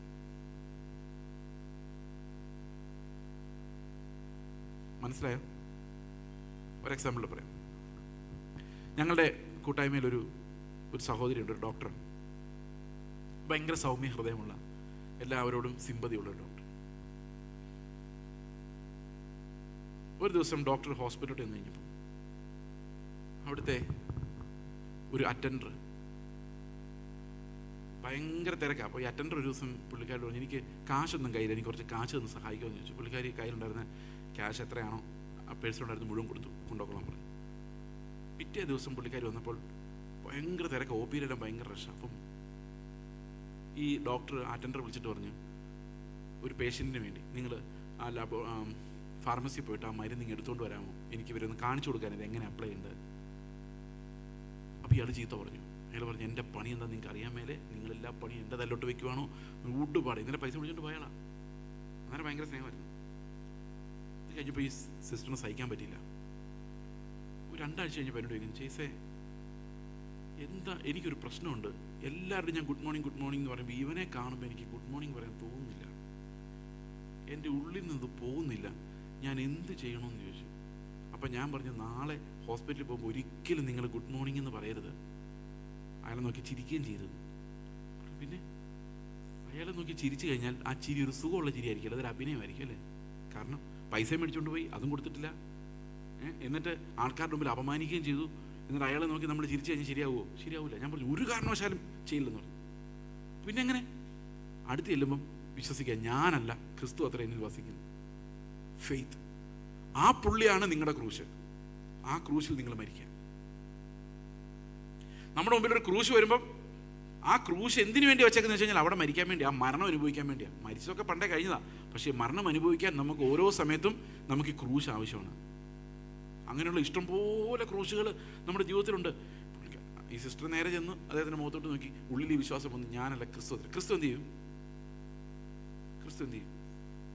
ആ ഫെയ്ത്ത് വന്നു കഴിഞ്ഞാൽ ക്രിസ്തു എന്ത് ചെയ്യും? സ്നേഹമല്ലേ. പത്രോസിന് ഇതേ പ്രശ്നമായിരുന്നു. ഞാൻ പത്രോസിൻ്റെ കഥ പറഞ്ഞു തുടങ്ങിയുള്ളൂ. പത്രോസ് അവസാനം പറഞ്ഞു, ഞാൻ നിനക്ക് വേണ്ടി മരിക്കും, തീരുമാനമെടുത്ത പത്രോസ്. അവസാനം തള്ളി പറഞ്ഞിട്ട് കർത്താവ് ഇവനെ അവസാനം ഗന്നസരെ തടാകത്തിൽ വെച്ചൊരു പിടുത്തമുണ്ട് പത്രോസിനെ പിടിച്ചിട്ട് ചോദിക്കുകയാണ്, യോഹന്നാൻ്റെ മകനായ ശീമോനെ, നീ ഇവരിൽ അധികമായി എന്നെ സ്നേഹിക്കുന്നുവോ? അല്ലേ? അവൻ്റെ മറുപടി എന്താ? യെസ് എന്നാണോ നോ എന്നാണോ? നോന്നാ. ബൈബിളിൽ വായിച്ചു നോക്കി. യോഹന്നാന്റെ സുവിശേഷം 21-ാം അധ്യായത്തിന്റെ 15-ാം വാക്യം. യെസ് എന്നാണോ നോ എന്നാണോ നോക്കി. യോഹന്നാന്റെ മകനായ ശീമോനെ, നീ ഇവരിൽ അധികമായി എന്നെ സ്നേഹിക്കുന്നുവോ എന്ന ചോദ്യത്തിന്റെ ഉത്തരം എന്താണ്? യെസ് എന്നാണോ നോ എന്നാണോ? അതിനവൻ, ഉവ്വ് കർത്താവേ. യെസ് എന്നാണോ നോ എന്നാണോ? ശരിക്കും സൂക്ഷിച്ച് വായിക്കേ. നോ എന്നല്ലേ? എന്തുകൊണ്ടാണ് നോ എന്ന് പറഞ്ഞേ? കർത്താവ് ചോദിച്ചതിൻ്റെ മറുപടി എല്ലാം പറഞ്ഞത്. കർത്താവ് ചോദിച്ചത്, നീ പണ്ട് പറഞ്ഞില്ലായിരുന്നോ, നീ എനിക്ക് വേണ്ടി മരിക്കും, ജയിലിൽ പോകും, അത്ര അകപ്പയാണ്, എൻ്റെ ജീവനേക്കാൾ കൂടുതൽ നിനക്ക് സ്നേഹമാണെന്നല്ലേ നീ പറഞ്ഞത്, അതുണ്ടോന്നാണ് ചോദിച്ചത്. പക്ഷെ ഉത്തരം പറയുന്നതിനറിയോ? എനിക്ക് നിന്നെ ഇഷ്ടമാണെന്നാ, സ്നേഹമാണെന്നല്ല പറയുന്നത്. സ്നേഹം ഉണ്ടെന്ന് പത്രോസ് പറയുന്നുണ്ടോ? പറയുന്നില്ല. ഗ്രീക്കിൽ അങ്ങനെ തന്നെയാ. അകപ്പ ഉണ്ടോയെന്ന് ചോദിക്കുന്നത് ഉത്തരം പറയുന്നത് ഫിലിയോ ഉണ്ടെന്നാണ്. എന്ന് പറഞ്ഞു കഴിഞ്ഞാൽ അകപ്പ ഇല്ല. അവന് മനസ്സിലായി, അവന് കർത്താവിനോട് മരിക്കാനൊന്നും പറ്റത്തില്ല. രണ്ടാമത് കർത്താവ് പിന്നെയും ചോദിക്കുക. നോക്കി എന്താ ചോദിക്കുന്നത്? രണ്ടാമതും അവനോട്, യോഹന്നാന്റെ മകനായ ശീമോനെ, നീ എന്നെ സ്നേഹിക്കുന്നു എന്ന് ചോദിച്ചു. എന്താ ഉത്തരം? ഉവ്വ് കർത്താവേ. അതാണ് മനുഷ്യന്റെ തട്ടിപ്പ്. അവൻ പറയും ഉവ്വ്, പക്ഷെ എന്താ ഉള്ളത്? യേശുവിന് ഇഷ്ടമില്ലാത്ത ആരും നമ്മുടെ ഇടയിലില്ല. ലോകത്തിൽ മുഴുവൻ എല്ലാവർക്കും യേശുവിൻ്റെ പ്രിയമുണ്ട്, പക്ഷെ മരിക്കാനുള്ള സ്നേഹമില്ല.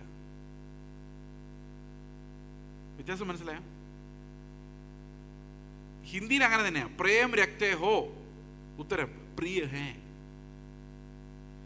തമിഴിലും അങ്ങനെ തന്നെയാണ് എൻ്റെ വിശ്വാസം. അൻപായിരിക്കാർ, ചോദ്യം നേശിக்கிறேன், ഉത്തരം. ചോദ്യത്തിന്റെ ഉത്തരം അല്ല പറയുന്നത്.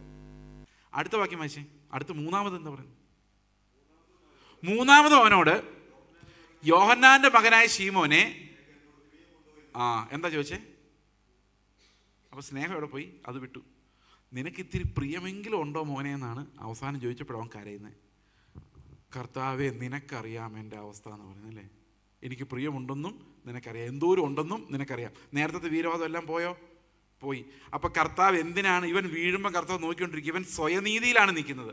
ഇവൻ വിചാരിക്കുന്നത് ഞാൻ കർത്താവിന് വേണ്ടി ചിന്തിച്ചുകൊണ്ടിരിക്കുക. പക്ഷേ കർത്താവിന് ഒന്നും ചെയ്യാനുള്ള കപ്പാസിറ്റി ഇല്ല. അത് മനസ്സിലായാൽ മാത്രമേ കർത്താവിലേക്ക് തിരിയാൻ പത്രോസിന് സാധിക്കുകയുള്ളൂ. മനസ്സിലാകുന്നുണ്ടോ? അപ്പോൾ നമ്മളെ കൊണ്ട് പറ്റില്ല എന്ന് പറയുന്നവർക്ക് മാത്രമുള്ളതാണ് ഈ പകരക്കാരൻ. അതുകൊണ്ട് 99 നീതിമാന്മാർക്കല്ല, 90% മാർക്ക് മേടിച്ചവർക്കല്ല, പിന്നെയോ മുട്ട മേടിച്ചവർക്കുള്ളവരെ കർത്താവ്. അതുകൊണ്ടാണ് രോഗികൾക്കാണ് വൈദ്യനെ കൊണ്ട് ആവശ്യം, രോഗമില്ല എന്ന് വിചാരിക്കുന്നവരെ ചികിത്സിക്കുവാൻ സാധ്യമല്ല. മനസ്സിലാകുന്നുണ്ടോ ഞാൻ പറയുന്നത്? ഓക്കെ, ഇനി റോമാലേഖനം 8:3-4 ഒന്നുകൂടെ വരാം. 3-4 റോമർ 8:3-4. ജഡത്താലുള്ള ബലഹീന നിമിത്തം ന്യായപ്രമാണത്തിന് കഴിയാത്തതിനെ സാധിപ്പിക്കാൻ ദൈവം തൻ്റെ പുത്രനെ പാപജഡത്തിൻ്റെ സദൃശ്യത്തിലും പാപനിമിത്തവും അയച്ചു. എന്നിട്ട് 2 കാര്യങ്ങളാണ് ചെയ്തത്. ഒന്ന്, പാപത്തിന് ജഡത്തിൽ ശിക്ഷ വിധിച്ചു, അതായത് ജഡത്തിൽ മരിച്ചു. നമ്മളെല്ലാവർക്കും ശിക്ഷാവിധി കർത്താവിൻ്റെ ശരീരത്തിൽ കർത്താവ് തീർത്തു. അപ്പം നമ്മുടെ പാപജഡം ക്രൂശിക്കപ്പെടേണ്ടതും ശിക്ഷിക്കപ്പെടേണ്ടതും മരിക്കപ്പെടേണ്ടതുമായിരുന്നു. ആ മരണത്തിൻ്റെ വേദന നമ്മൾ അനുഭവിക്കേണ്ടി വന്നില്ല. കർത്താവ് അവൻ്റെ ശരീരത്തിൽ അത് വഹിച്ചു. അതാണ് ആദ്യത്തെ കാര്യം. രണ്ടാമത്തെ കാര്യം, നീതി എങ്ങനെ നിവർത്തിക്കുന്നത്? 4-ാം വാക്യം. ജഡത്തെ അല്ല, ആത്മാവിനെ അത്ര അനുസരിച്ച് നടക്കുന്ന നമ്മിൽ ന്യായപ്രമാണത്തിൻ്റെ നീതി നിവൃത്തിയാകേണ്ടതിന് തന്നെ. അപ്പം നമുക്ക് എങ്ങനെയാണ് നീതി നിവൃത്തിയാകുന്നത്? നമുക്ക് നിവൃത്തിയാകുന്നത് നമ്മൾ എപ്പോഴാണോ ജഡപ്രകാരമുള്ള എഫേർട്ടുകൾ ഉപേക്ഷിച്ചിട്ട് ആത്മാവിൽ ജീവിക്കാൻ ആരംഭിക്കുന്നത്. ആത്മാവിൽ ജീവിക്കുന്നത് എങ്ങനെയാ? By faith.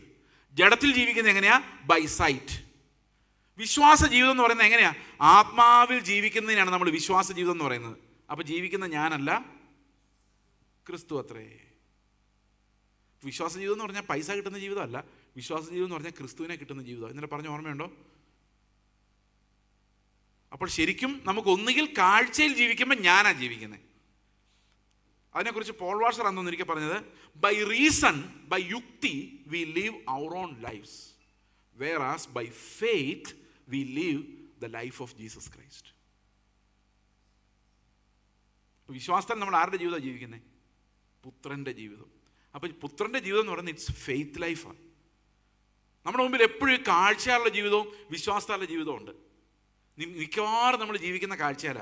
അവനെ കണ്ടപ്പോഴേ എനിക്ക് മനസ്സിലായി അവൻ ശരിയാവില്ല. നിങ്ങൾ എത്ര പേരും പറഞ്ഞിട്ടുണ്ടോ അങ്ങനെ? അപ്പോൾ കാഴ്ചയിലാണ്. വിശ്വാസം നോക്കി അവനെ ശരിയാക്കാൻ കഴിയുന്നൊരു ദൈവമുണ്ട്, ഫെയ്ത്ത് ലൈഫ്. എൻ്റെ കയ്യിലും ഒന്നുമില്ല പാസ്റ്റർ, എന്ത് ചെയ്യും? കാഴ്ചയിൽ നോക്കുമ്പോൾ ഒന്നുമില്ല, പോക്കറ്റിലൊന്നുമില്ല. പക്ഷെ കർത്താവ് കൂടെ ഉണ്ട്, ഇതൊന്നും ഇല്ലെങ്കിലും കുഴപ്പമില്ല. Faith life.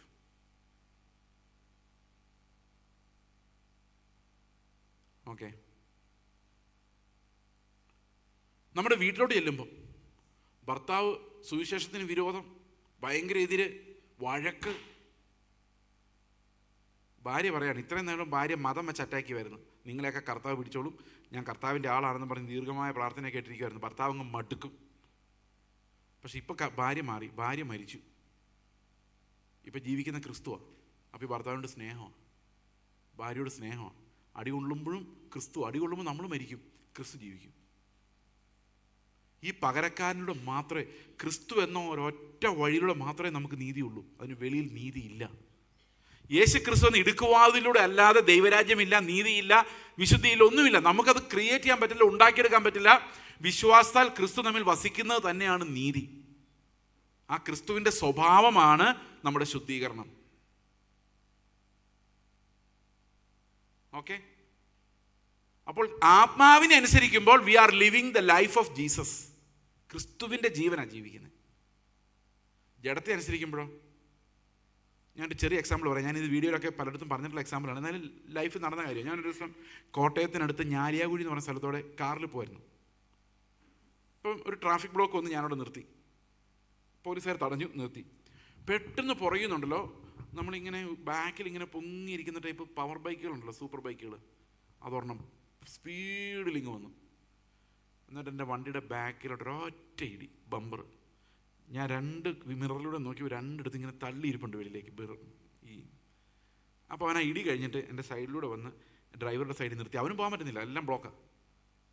ഞാൻ വിൻഡോ താത്തിയിട്ട് ചോദിച്ചു, എന്നാ പറ്റിയെന്ന് ചോദിച്ചു. എന്താന്ന് ചോദിച്ചു. പുള്ളി പറഞ്ഞു, ബ്രേക്ക് കിട്ടിയില്ല സാറേ എന്ന് പറഞ്ഞു. ഞാൻ പറഞ്ഞു, 2 ലക്ഷം രൂപയുടെ ബൈക്ക് മേടിച്ചപ്പോൾ നിനക്ക് അതിൻ്റെ കൂടെ ബ്രേക്ക് കിട്ടിയില്ലായിരുന്നു എന്ന് ചോദിച്ചു. അത് ജഡമാണോ ആത്മാവാണോ ചോദിച്ചത്? ജഡമാണോ ആത്മാവാണോ ചോദിച്ചത്? ജഡം. ഉടനെ കർത്താവിൻ്റെ ആത്മാവിനോട് പറഞ്ഞു, ആ നിന്റെ കാറിനേക്കാളും ആ ബൈക്കിനേക്കാളും വിലയുള്ളവനാണ് അതിനകത്ത് മുകളിൽ കയറിയിരിക്കുന്നത്. അപ്പം ഞാൻ പുറത്ത് നോക്കിയപ്പോൾ എൻ്റെ 8,000 രൂപയെങ്കിലും പോക്കാണ്, കയ്യിൽ പൈസ ഇല്ല. പക്ഷെ കർത്താവിൻ്റെ ആത്മാവിനോട് പറഞ്ഞു, നിന്റെ കാറ് മുഴുവൻ പോകുന്നതിനേക്കാളും വിലയാണ് ആ ബൈക്കിന് മുകളിൽ ഇരിക്കുന്നവന് ഞാൻ കൊടുത്തേക്കുന്നത്. അപ്പം എൻ്റെ ഉള്ളിലേക്ക് വരുവാണ്, ആത്മാവിൽ നോക്കുമ്പം വാല്യൂ ആർക്കാ? ആത്മാവിനാ. കാഴ്ചയിൽ നോക്കുമ്പോൾ വാല്യൂ ഏതിനാ? അപ്പോൾ ഒരു നിമിഷം കൊണ്ട് എൻ്റെ തല മറിഞ്ഞു. അതാണ് ഫെയ്ത്ത് ലൈഫും കാഴ്ച ലൈഫും. ഫെയ്ത്ത് ലൈഫിലേക്ക് നോക്കി കഴിഞ്ഞപ്പം എനിക്ക് അവനോട് സ്നേഹം തോന്നി. ഞാനവനെ നോക്കി ചിരിച്ചു. അപ്പോഴേക്കും ട്രാഫിക്ക് ക്ലിയറായി. അവൻ ഒറ്റ പോക്കും പോയി. ഇങ്ങനത്തെ കൈ കൊണ്ട് കാണിച്ചിട്ട് താങ്ക് യു പറഞ്ഞിട്ട് ഇടിച്ചിട്ട് ഇനി ഞാനിത് നന്നാക്കണം, അത് വേറെ കാര്യം. പക്ഷേ ഈ ഫെയ്ത്ത് ലൈഫ് തരുന്ന ഒരു ആനന്ദം ഭയങ്കരമാണ്. ഞാൻ വിചാരിക്കുകയാണ്, ആ കാർ മുഴുവൻ പോയാൽ അവനോടുള്ള സ്നേഹം ഉള്ളിൽ വരുവാ. ഇതെനിക്ക് വരികയില്ല. ഞാൻ വെറും പൊട്ടനാണ്. എൻ്റെ മൈൻഡിൽ ഒരു നന്മയും ഇല്ല, എൻ്റെ ജഡത്തിൽ ഒരു നന്മയും വസിക്കുന്നില്ല. പക്ഷെ എനിക്കൊരു പകരക്കാരനുണ്ട്. എത്ര പേർക്ക് മനസ്സിലായത്? ഈ ആത്മാവിൻ്റെ അനുസരണം, അതെവിടെ പറഞ്ഞിരിക്കുന്നത്? ആത്മാവിനെ അനുസരിക്കുമ്പം അത് ഭാഗികമായിരിക്കും. അതുകൊണ്ട് നമ്മൾ പെർഫെക്റ്റ് ഒന്നും ആത്തൊന്നുമില്ല. ഞാൻ അയാളൊന്നും ഒരു നന്മ ചെയ്തില്ല. അകത്തേക്ക് വന്ന ആ ഒരു സമാധാനം, ദൈവരാജ്യത്തിൻ്റെ ഫലമായൊരു സമാധാനം. അത് പോയാൽ പോട്ടെ, ഇതിനേക്കാൾ എത്ര വിലയുള്ളവനാണ് ആ ബൈക്കിന് മുകളിൽ ഇരിക്കുന്നത്. രക്ഷപ്പെട്ടോ എന്ന് പോലും നമുക്കറിയത്തില്ല. എവിടെയെങ്കിലും പോയി രക്ഷപ്പെട്ട് കാണുമായിരിക്കും. പക്ഷെ അതുകൊണ്ട് ഞാൻ നന്നായില്ല. അതാണ് അതിൻ്റെ ഏറ്റവും വലിയ രസം. അത് കഴിഞ്ഞ് ഞാൻ വേറൊരു ദിവസം ഞങ്ങളുടെ തോപ്പുംപടിയിലുള്ള ഞങ്ങളുടെ വീട്ടിൽ നിന്ന് ഞാൻ തോപ്പുംപടി ടൗണിലോട്ട് വരുന്ന വഴിക്ക് എൻ്റെ വണ്ടി ഇങ്ങനെ പോകുന്നു. വേറൊരു ഓട്ടോക്കാരൻ ഇതിലെ വേറൊരു T ജംഗ്ഷനാണ്, അതിലിങ്ങനെ ഓട്ടോ വന്നിട്ട് അവൻ എൻ്റെ വണ്ടിയോട് ചേർത്ത് ഒരസിക്കൊണ്ട് പോകുന്നു. കടകടകടാന്ന് ശബ്ദം കേട്ടു. ഞാൻ വണ്ടി നിർത്തി ഇറങ്ങി. പഴയ അതേ ചോദ്യം, എന്ത് പറ്റി? അപ്പോൾ പുള്ളി പറഞ്ഞു, സ്റ്റിയറിങ്ങിൽ പിടിച്ചിട്ട് കിട്ടിയില്ലെന്ന്. മറ്റേതെന്തായിരുന്നു? ബ്രേക്കായിരുന്നു. പക്ഷെ പഴയ ജഡത്തിൻ്റെ ഓർമ്മ എനിക്കുണ്ടായിരുന്നു. ഇനി എൻ്റെ ജഡം എഴുന്നേക്കരുത്. ഞാൻ പറഞ്ഞു, കർത്താവേ സ്തോത്രം. അപ്പോൾ ഞാൻ പറഞ്ഞു, ഓക്കെ സാരമില്ല എന്ന് പറഞ്ഞാൽ പിന്നെ തിരിച്ച് വണ്ടിയിൽ കയറി. എൻ്റെ വണ്ടി കുറച്ച് പൊളിഞ്ഞു, ഒരു സൈഡ് വലിയൊരു സ്ക്രാച്ച് വീണു. ഞാൻ രണ്ടും കൽപ്പിച്ച് പോട്ടെ, അത് ജഡമാണ് പകുതി. അത് ജഡമാണെന്ന് എനിക്കറിയത്തില്ലായിരുന്നു. ഞാൻ വിചാരിച്ച് കർത്താവ് കൊണ്ട് ഞാൻ നന്നായതാണെന്ന് വിചാരിച്ചു. നേരത്തെ ഒരു എക്സ്പീരിയൻസ് ഒക്കെ ഉണ്ടല്ലോ. അന്നേരത്തിന് ഓട്ടോയുടെ പുറകിരുന്ന യാത്രക്കാരൻ പറയുക, നിനക്ക് കാർ റൂട്ടിൽ ഓടിക്കുമ്പോൾ മര്യാദയ്ക്ക് നോക്കി ഓടിക്കേണ്ടതെന്ന്. ഇത് കേട്ടപ്പോൾ എൻ്റെ ജഡം ആ അഡ്രിനാലിൻ പാഞ്ഞു വന്നു. അപ്പം എനിക്ക് മനസ്സിലായി, ഞാൻ ഇങ്ങനൊന്നും നന്നാകുകയില്ല. ദൈവത്തിൻ്റെ കൃപയാൽ ആ ഫ്രണ്ടിൽ ഇരുന്ന ഓട്ടോ ഓടിച്ചുകൊണ്ടിരുന്ന പറഞ്ഞു, നമ്മുടെ കുറ്റവാടാ മിണ്ടാതിരി എന്ന് പറഞ്ഞു. അതുകൊണ്ട് ഞാൻ സമാധാനമായിട്ട് കയറിപ്പോയി. നിങ്ങൾ ആലോചിക്കുക, ഇതാണ് മനുഷ്യൻ, ഇത്രേ പറ്റുള്ളൂ. ജഡം. ദൈവത്തിന് പ്രസാദം ഉണ്ടോ? ഒന്നുമില്ല. ഞാനൊന്ന് നോർമലാവാൻ 5 മിനിറ്റ് എടുത്തു. ഈ വിശ്വാസത്തിലല്ലാത്തപ്പോഴെല്ലാം നമ്മൾ പോക്കാം. ഈ ആത്മാവ് നമ്മുടെ ഉള്ളിലുണ്ടെങ്കിൽ അത് നിത്യജീവനാണ്. അതാണ് ഇനി താഴോട്ട് വരുമ്പോൾ അത് എക്സ്പ്ലെയിൻ ചെയ്യുന്നത്. നമ്മൾ പല പ്രാവശ്യം തോറ്റാലും ഈ ആത്മാവ് നമ്മൾ എഴുന്നേൽപ്പിച്ച് നടത്തും. അതാണ് അപ്പൻ്റെ സ്നേഹം എന്ന് പറയുന്നത്.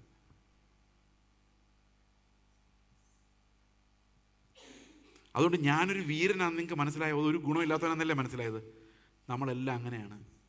ഈ ആത്മാവാണ് നമ്മളെ ജീവിപ്പിക്കുകയും വിശുദ്ധീകരണത്തിലേക്ക് നടത്തുകയും നമ്മളെ തന്നെ ദൈവത്തിന് വിട്ടുകൊടുക്കാനും നമ്മളെ വെറുത്ത് ഉപേക്ഷിക്കാനും ഒക്കെ സഹായിക്കുന്ന നമ്മൾ ചെയ്യുന്ന the Holy Spirit does that.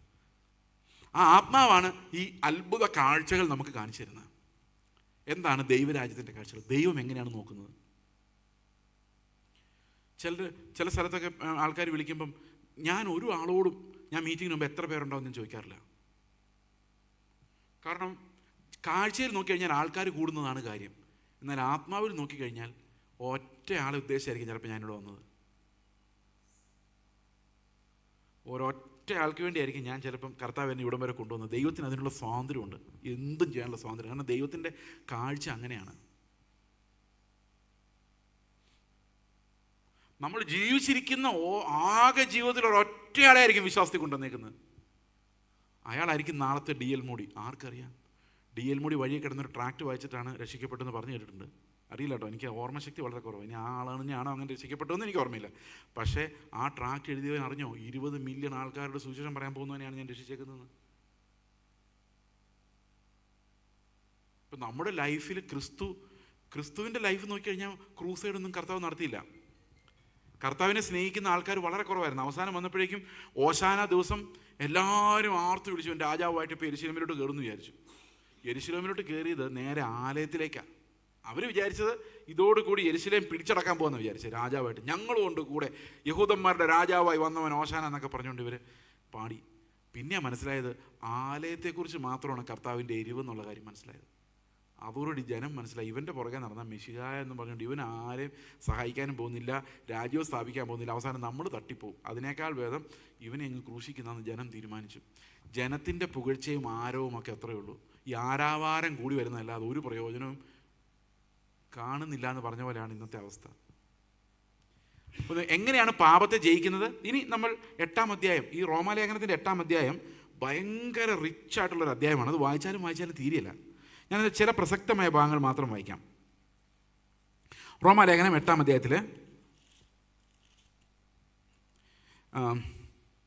9-ാം വാക്യം മുതൽ വായിക്കാം. ഇത് കുറേ കാര്യങ്ങളുണ്ട്. ഇതിൻ്റെ വിശദമായ കമൻറ്ററി യൂട്യൂബിലുണ്ട്, നിങ്ങൾക്ക് വേണമെങ്കിൽ കേൾക്കാം.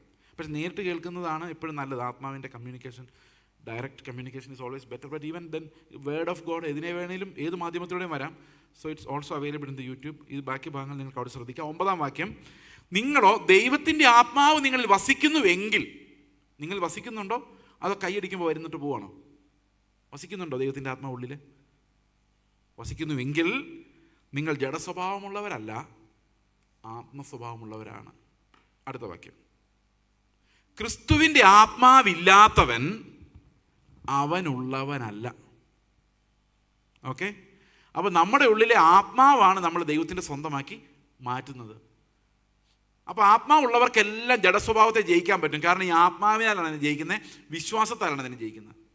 ഏത് ജീവിത സാഹചര്യത്തിൽ എനിക്ക് പറയാൻ പറ്റും, ഇന്ന് എൻ്റെ വീട്ടിൽ ചെല്ലുമ്പോഴും ജോലി സ്ഥലത്തും ഏത് സമയത്തും ക്രിസ്തു എന്നൊരു പകരക്കാരൻ എനിക്കുണ്ട്. അവൻ്റെ ക്യാരക്ടറിലേക്ക് എനിക്ക് പോകാൻ പറ്റും. By faith I can forget, forgive and love. Okay, ക്രിസ്തു നിങ്ങളിലുണ്ടെങ്കിലോ, കണ്ടോ, ക്രിസ്തു നിങ്ങളിലുണ്ടെങ്കിലോ ശരീരം പാപനിമിത്തം മരിക്കേണ്ടതാണ്. നമ്മുടെ ശരീരം പാപനിമിത്തം മരിച്ചു പോകേണ്ടതാണ്, മണ്ണിനടിയിൽ പോകേണ്ടതാണ്. എന്നാൽ ആത്മാവ് നീതി നിമിത്തം ജീവനാകുന്നു. എന്തുകൊണ്ടാണ് നമ്മുടെ ആത്മാവ് ജീവനാന്ന് പറയാൻ കാരണം? അതിൽ ക്രിസ്തുവിൻ്റെ നീതി വെളിപ്പെട്ടിരിക്കുന്നു.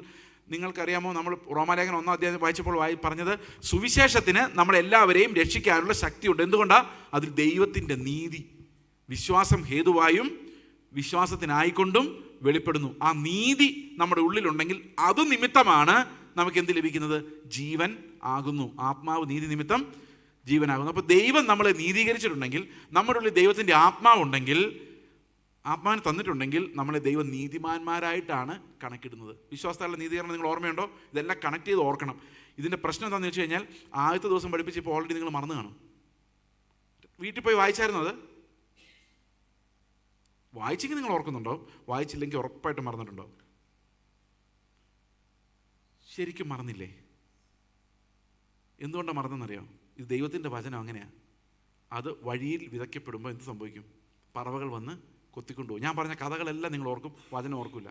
കാരണം വചനം വിത്ത്, അത് കാക്ക കൊത്തിക്കൊണ്ടുപോകും. നമ്മുടെ കേരളത്തിലെ രാഷ്ട്രീയം, പിള്ളേരുടെ പഠിത്തം, വീട്ടിലെ പ്രശ്നങ്ങൾ, ഇതൊക്കെയാണ് നിങ്ങളുടെ കാക്കകൾ. ഇന്നത്തെ ഫുഡ് എങ്ങനെ ഉണ്ടായിരുന്നു, യാത്ര, ട്രാഫിക് എങ്ങനെ ഉണ്ടായിരുന്നു, ഒരു 5-6 കാര്യം ഡിസ്കസ് ചെയ്യുമ്പോഴേക്കും ഈ കാക്കകളെല്ലാം കൂടെ വന്ന് ഇത് നമ്മൾ മെഡിറ്റേറ്റ് ചെയ്യാൻ, അകത്ത് കിടക്കാനൊന്നും സമയം കിട്ടില്ല. പെട്ടെന്ന് തന്നെ പറയുന്നുണ്ട്. കഥ ഓർക്കും. നമുക്ക് കഥ കേൾക്കാനും ഓർക്കാനും പണ്ട് തൊട്ട് ഇഷ്ടമായതുകൊണ്ട് കിഴവി കഥകളും അതെല്ലാം നമുക്ക് ഓർമ്മയുണ്ട്. പക്ഷേ ഈ വചനം മാത്രം മറന്നുപോകും. ഞാൻ പ്യുവർലി വചനം നിങ്ങളെ വായിച്ച് കേൾപ്പിക്കുമായിരുന്നു. എനിക്ക് നല്ലപോലെ അറിയാം നിങ്ങൾ മിക്കവാറും മറന്നു എന്നുള്ള കാര്യം. അതുകൊണ്ട് പ്രിയ സഹോദരങ്ങളെ, രക്ഷപ്പെടണമെങ്കിൽ എന്നെ വിട്ടേക്ക്. ഈ റോമാലേഖനം നിങ്ങൾ ഒന്നുകൂടെ വായിക്കുക. ഇതെല്ലാം നിങ്ങൾക്ക് ഓർമ്മ വരും. വായിക്കേ? ഓക്കെ, വായിക്കുമല്ലോ? അല്ല, ഇതൊക്കെ നഷ്ടമാണ്. ഞാനൊരു ചർച്ച ചെന്ന് ഒരേ വിഷയം 5-6 പ്രാവശ്യം പ്രസംഗിച്ചിട്ടുണ്ട്. അവരാരും അറിഞ്ഞില്ല, കാരണം അവർ മറന്നുപോയായിരുന്നു ഫുൾ. ഞാൻ മനഃപൂർവ്വം പ്രസംഗിച്ചതാണ്. കാരണം പ്രസംഗിച്ച് തുടങ്ങുമ്പോഴേ അറിയാം ജനത്തിനൊന്നും അറിയത്തില്ലെന്ന്. കാരണം മറന്നുപോയി. ഞാൻ വിചാരിക്കും നിങ്ങളോട് അന്ന് ഞാൻ ഇങ്ങനെ പറഞ്ഞ ഓർമ്മയുണ്ടോ?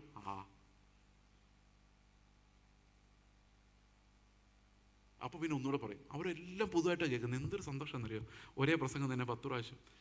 പിന്നെ എനിക്കത് എത്ര പ്രാവശ്യം പ്രസംഗിക്കാൻ നാണമില്ല. എന്നോട് ഒരാൾ പറഞ്ഞിട്ടുണ്ട്, നിങ്ങൾ ഒരേ പ്രസംഗം പിന്നെയും പിന്നെയും പ്രസംഗിക്കും, ഒരു ലജ്ജ തോന്നുന്നു. ഞാൻ പറഞ്ഞില്ല, എന്തിനാ? കാരണം a+b² a² + 2ab+b² ഞാൻ ഇപ്പോഴും സ്പീഡിൽ പറയാനുള്ള കാരണം എൻ്റെ ടീച്ചർ ഒരു പ്രാവശ്യം പറഞ്ഞിട്ട് നിർത്താത്തതുകൊണ്ടാണ്. അപ്പുറത്തെ ചർച്ച ഞാൻ ഈ പ്രസംഗം പ്രസംഗിച്ചതാ, ഇനി ഇപ്പുറത്തെ ചർച്ചിൽ ഞാനിത് പ്രസംഗിക്കില്ല, ഞാൻ ഒരിടത്ത് ഒരു പ്രസംഗമേ ഒരു നാട്ടിൽ പ്രസംഗിക്കുള്ളൂ എന്നൊക്കെ പറയുന്ന ആൾക്കാരുണ്ട്. അവർ നല്ല ടീച്ചേഴ്സല്ല. നല്ല ടീച്ചേഴ്സ് അവസാനത്തെ കുട്ടി പഠിക്കുന്നവർ ഇത് പറഞ്ഞുകൊണ്ടിരിക്കും. അവരൊരു പ്രസംഗം വേറൊരു പിന്നെ പറയൂല. അത്രേ എന്താ മിടുക്കനാന്ന് ആലോചിക്കുക.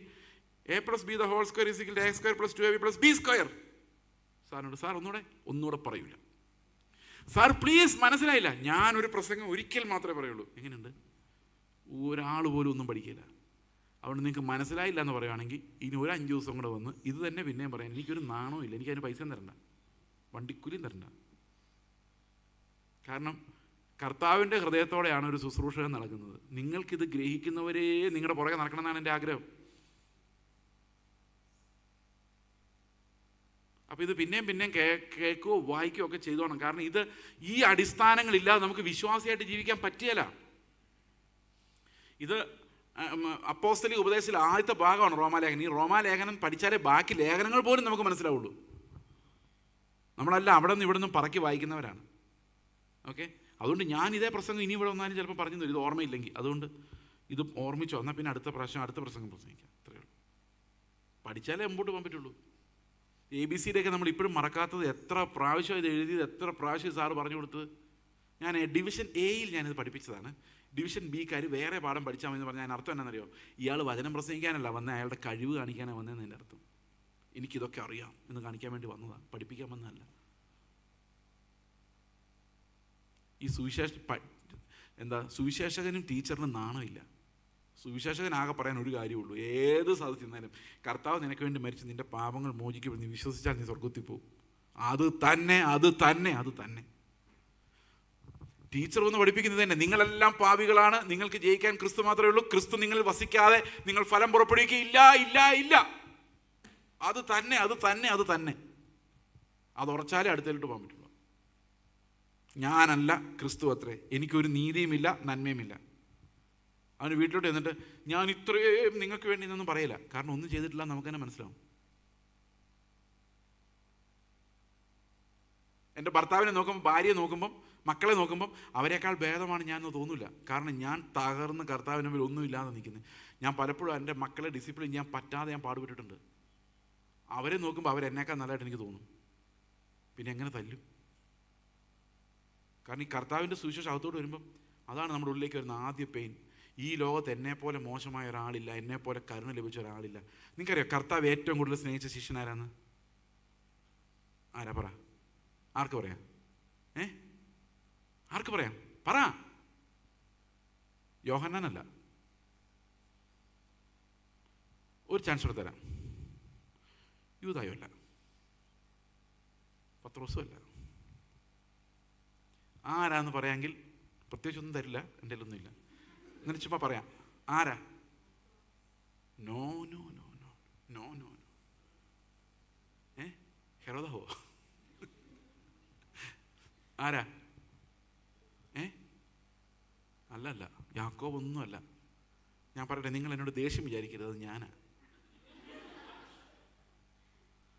യോഹന്നാനാ പറഞ്ഞത് യേശു എന്നെ ഏറ്റവും കൂടുതൽ സ്നേഹിച്ചത്. യോഹന്നാൻ്റെ ലേഖനത്തിൽ മാത്രമേ ഉള്ളൂ. മത്തായിയുടെ സുവിശേഷത്തിൽ എഴുതി വെച്ചിട്ടില്ല യേശു യോഹന്നാനെയാണ് ഏറ്റവും കൂടുതൽ സ്നേഹിച്ചെന്നുണ്ടോ? ഉണ്ടായിരുന്നെങ്കിൽ നമുക്ക് വിഷമം തോന്നിയേനെ, പാവം മത്തായിന്ന് തോന്നിയേനെ. പക്ഷെ അങ്ങനെ മത്തായിക്ക് തോന്നിയിട്ടില്ല. യോഹന്നാൻ നോക്കിയപ്പം അധികം വിളച്ച് കിട്ടിയത് യോഹന്നാന്. വലിയ പാപി യോഹന്നാനായിരുന്നു. ഇത്തിരി കഴിഞ്ഞിട്ട് കേട്ടില്ല. ഓക്കെ, അപ്പം യോഹന്നാന് തോന്നി ഈ ലോകത്തിലെ ഏറ്റവും വലിയ പാപി ഞാനാണ്. അതുകൊണ്ട് പത്രോസിനെ സ്നേഹിക്കാൻ കർത്താവിന് ഒരടി താഴോട്ട് ഇറങ്ങി വന്നുള്ളൂ. എന്നെ രക്ഷിക്കാൻ കർത്താവ് പല അടികളാണ് ഇറങ്ങി വന്നത്. അപ്പോൾ ഏറ്റവും കൂടുതൽ സ്നേഹിച്ച ആരെയാ? അപ്പോൾ യോഹന്നാനെ സ്നേഹിക്കാൻ 10 അടി ഇറങ്ങി ചെന്നെങ്കിൽ ഈ ചേസിനെ സ്നേഹിക്കാൻ എത്ര അടിയായിരിക്കും ഇറങ്ങി ചെന്നത്? അപ്പോൾ അങ്ങനെ ആലോചിച്ച് നോക്കുമ്പം കൂടുതൽ സ്നേഹിച്ചത് ആരെയായിരിക്കുള്ളൂ? എന്നെ ആയിരിക്കുള്ളൂ. അപ്പോൾ ഏത് ശിഷ്യനും പറയാം, എന്നെയാണ് യേശു ഏറ്റവും കൂടുതൽ സ്നേഹിച്ചത്. കാരണം എന്നെപ്പോലൊരു പാവി എൻ്റെ വീട്ടിലല്ല, നാട്ടിൽ പോലും ഇല്ല. ഞാൻ സത്യം പറയുന്നത്, ഞാൻ ചുമ്മാ ഗമയ്ക്ക് പറയുന്നതല്ല. ഞാൻ പാവിയാന്ന് പറയുന്നതിന് ഇന്നൊരു ഗമയാണ്. ഞാൻ ഗമയെ പറയുന്നില്ല, നിവൃത്തിയിലുകൊണ്ട് പറയുന്നത്. The Lord loved me the most എന്നുള്ളത് എൻ്റെ അകത്ത് വരുന്ന റെവലേഷനാണ്. എന്നെ ഇത്രയേ സ്നേഹിച്ചില്ലായിരുന്നു എന്നെ രക്ഷിക്കാൻ കർത്താവിന് തോന്നുന്നില്ലായിരുന്നു. അപ്പോൾ നമ്മൾ എത്രമാത്രം നുറുങ്ങുന്നോ, എത്രമാത്രം ന്യായപ്രമാണത്താൽ നമ്മുടെ ലംഘനങ്ങൾ പെരുകി കാണപ്പെടുന്നു, അപ്പോഴല്ലേ നമുക്ക് ഒന്നുമല്ലായ്മ തോന്നുന്നത്. ആ സമയത്താണ് നമ്മൾ മനസ്സിലാക്കുന്നത് കർത്താവിൻ്റെ എത്ര വലിയ കൃപയാണ്. പ്രമാണത്താലാണ് നമ്മുടെ ലംഘനങ്ങൾ പെരുകുന്നത്. അപ്പോൾ ശരിക്കും പറഞ്ഞു കഴിഞ്ഞാൽ ദൈവത്തിന് മുമ്പിൽ തകർന്ന മനസ്സാണ് ഏറ്റവും നല്ല ആരാധന. ആ വർഷിപ്പ് ദൈവത്തിന് പോകുന്നത് ആ തകർന്ന മനസ്സിൽ നിന്ന് മാത്രമാണ്. അല്ലെങ്കിൽ അത് കായിൻ്റെ ആരാധനയായിട്ട് മാറും. കർത്താവെ കണ്ടോ, ഞാൻ ഈ കഴിഞ്ഞ ആഴ്ച മുഴുവൻ വിശ്വസ്തതയായി ജീവിച്ചിട്ട് വന്നിരിക്കുകയാണ്, പരീക്ഷ മാറി നിൽക്കുക. അപ്പുറത്തൊരു ചുങ്കക്കാരൻ എന്താ പറയുന്നതെന്ന് കേൾക്കാം, കർത്താവെ പാപിയാ എന്നോട് കരുണയുണ്ടാകണമേ. അവൻ നീതീകരിക്കപ്പെട്ടവനായി വീട്ടിലേക്ക് മടങ്ങി. കാരണം ക്രിസ്തു അല്ലാത്തൊരു റൈച്ചസ്നെസ് നമ്മൾ ഉയർത്തി കാണിക്കാൻ അതിനർത്ഥം ഞാൻ ക്രിസ്തുവിനെ അറിഞ്ഞിട്ടില്ല എന്നാണ്. പക്ഷെ അതിനൊരു പ്രയോജനമുണ്ട്. നമ്മൾ യേശുക്രിസ്തുവിൻ്റെ നീതി അനുഗമിക്കുമ്പോൾ ഒരു വ്യത്യാസം എന്താണെന്ന് വെച്ച് കഴിഞ്ഞാൽ, ഈ പരീശൻ്റെയും ശാസ്ത്രിയുടെയും ജഡത്തിൻ്റെയും എല്ലാം നീതിയെ കവിയുന്ന ഒരു നീതി നമുക്കുണ്ടാകും. അതുണ്ടാകാനുള്ള കാരണം ഇത് നമ്മുടെ മനസ്സിനെ മാറ്റുന്നുള്ളൂ. നമ്മുടെ ഉള്ളിൽ ക്രിസ്തുവിൻ്റെ സ്നേഹത്തെ കൊണ്ട് നിറയ്ക്കുമ്പോൾ വേറെ ഏത് മനുഷ്യൻ ജഡം കൊണ്ട് അധ്വാനിക്കുന്നതിനേക്കാളും കൂടുതൽ നീതി നമ്മുടെ ഉള്ളിൽ ഉണ്ടാകും. അത് പ്രവൃത്തിയായിട്ട് വരുന്നതിനെയാണ് വിശുദ്ധീകരണത്തിൽ നിന്നുണ്ടാകുന്ന അനുസരണം എന്ന് പറയുന്നത്.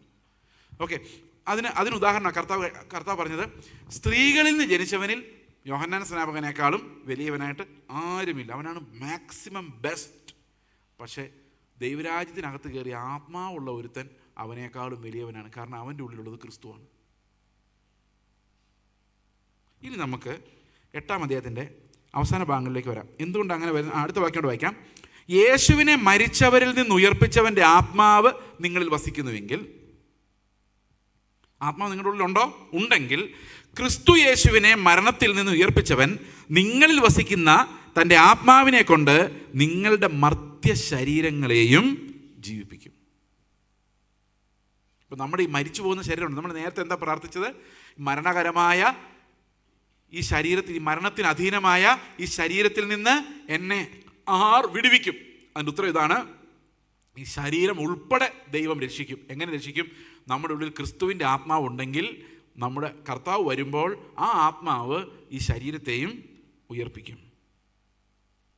ഓക്കെ, ആകയാൽ സഹോദരന്മാരെ, നമ്മൾ ജഡത്തെ അനുസരിച്ച് ജീവിക്കേണ്ടതിന് ജഡത്തിനല്ല കടക്കാരാകുന്നു. അപ്പോൾ ജഡം അനുസരിച്ച് ജീവിക്കരുത്. നമ്മളിതിനെ എങ്ങനെ ജീവിക്കണം? ആത്മാവിനെ അനുസരിച്ച് ജീവിക്കണം. ഓക്കെ, 14-ാം വാക്യം പറയാണ്, ദൈവാത്മാവ് നടത്തുന്നവരെല്ലാം ദൈവത്തിൻ്റെ മക്കളാകുന്നു.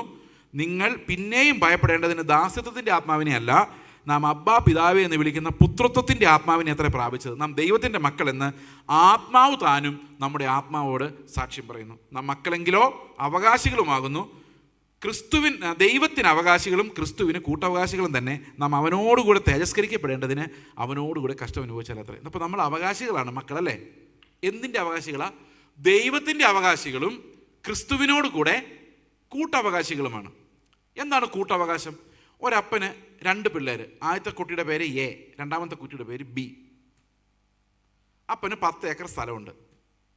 ഈ 10 ഏക്കർ സ്ഥലം വിഭജിക്കുന്നതിന് മുമ്പ് എക്കും ബിക്കും അതിനകത്ത് കൂട്ടവകാശമാണ്, അല്ലേ? ആണോ? വിഭജിച്ച ശേഷം 5 ഏക്കർ എക്കും 5 ഏക്കർ ബിക്കും കൊടുത്തു കഴിഞ്ഞാൽ എക്ക് കൂട്ടവകാശമല്ല, ബിയുമായിട്ട് സെപ്പറേറ്റ് അവകാശമാണ്. ഓക്കെ, എന്നാൽ എക്കും എയുടെ ഭാര്യയ്ക്കും ഈ ആദ്യത്തെ 5 ഏക്കറിൽ കൂട്ടവകാശമാണ്. അപ്പോൾ നമ്മൾ മനസ്സിലാക്കേണ്ട ഒരു കാര്യം, ക്രിസ്തുവിൽ നമ്മൾ വീണ്ടും ജനിച്ച് ദൈവത്തിൻ്റെ മക്കളായി കഴിഞ്ഞാൽ നമുക്ക് പിതാവ് സെപ്പറേറ്റ് ആയിട്ട് ഒന്നും തരുന്നില്ല. എന്ന് പറഞ്ഞാൽ കൂട്ടവകാശമാണ് തരുന്നത്. ക്രിസ്തുവിനുള്ളതിലെല്ലാം പങ്കാളിത്തം, അതാണ് നമ്മുടെ അവകാശം.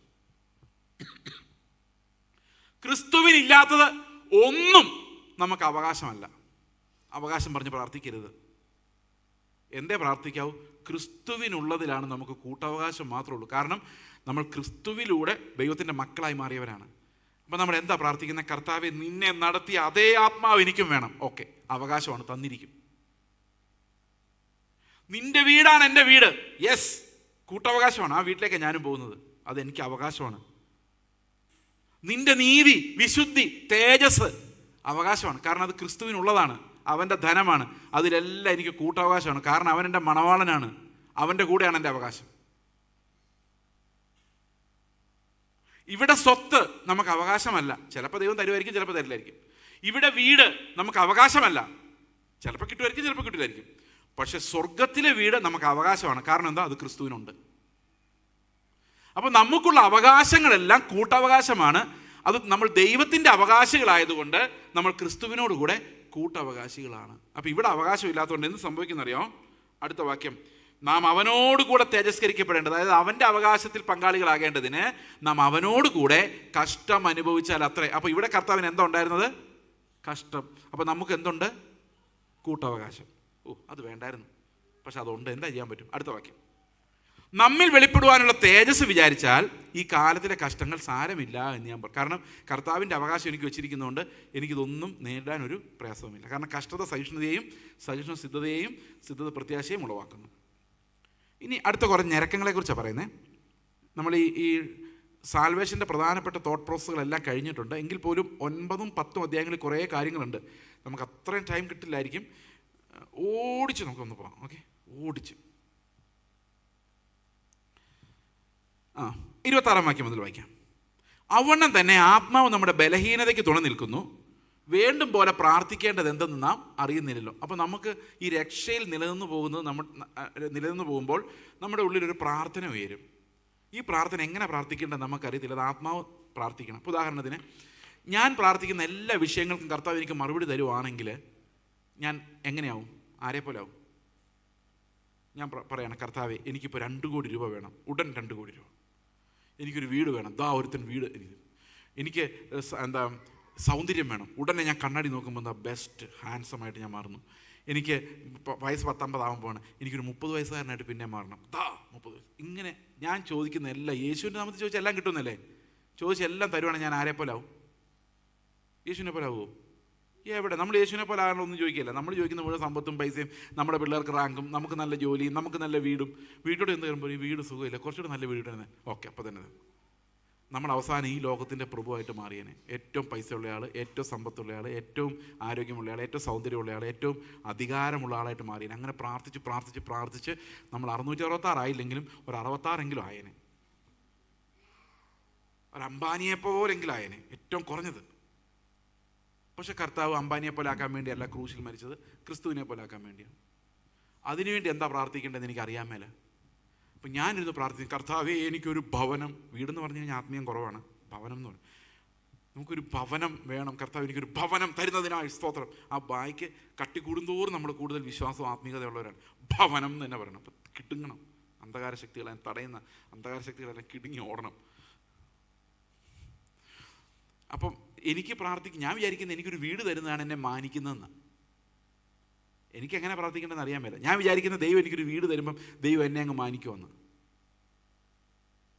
പക്ഷേ ഒരു പ്രശ്നമുണ്ട്, എനിക്ക് എങ്ങനെ പ്രാർത്ഥിക്കേണ്ടതെന്ന് അറിയാൻ വയ്യാത്തതുകൊണ്ട് ആത്മാവ് ഉച്ചരിച്ചു കൂടാത്ത ഞരക്കങ്ങളാൽ എനിക്ക് വേണ്ടി പക്ഷപാതം ചെയ്യുന്നുണ്ട്. അപ്പോൾ ആത്മാവ് എനിക്ക് പറയാൻ പറ്റാത്തൊരു പ്രാർത്ഥന ദൈവത്തിനടുത്ത് കൊണ്ടേ കൊടുക്കുന്നുണ്ട്. ഞാൻ പ്രാർത്ഥിക്കുന്നതൊക്കെ വിവരക്കേടാ. പക്ഷേ ദൈവത്തിൻ്റെ ആത്മാവ്, ഞാൻ ഈ വീട് ചോദിക്കുമ്പം ദൈവത്തിൻ്റെ ആത്മാവ് എനിക്ക് ഉച്ചരിക്കാൻ പറ്റാത്ത ഒരു ലിസ്റ്റുമായിട്ട് ദൈവത്തിൻ്റെ അടുത്ത് വന്നിട്ടുണ്ട്.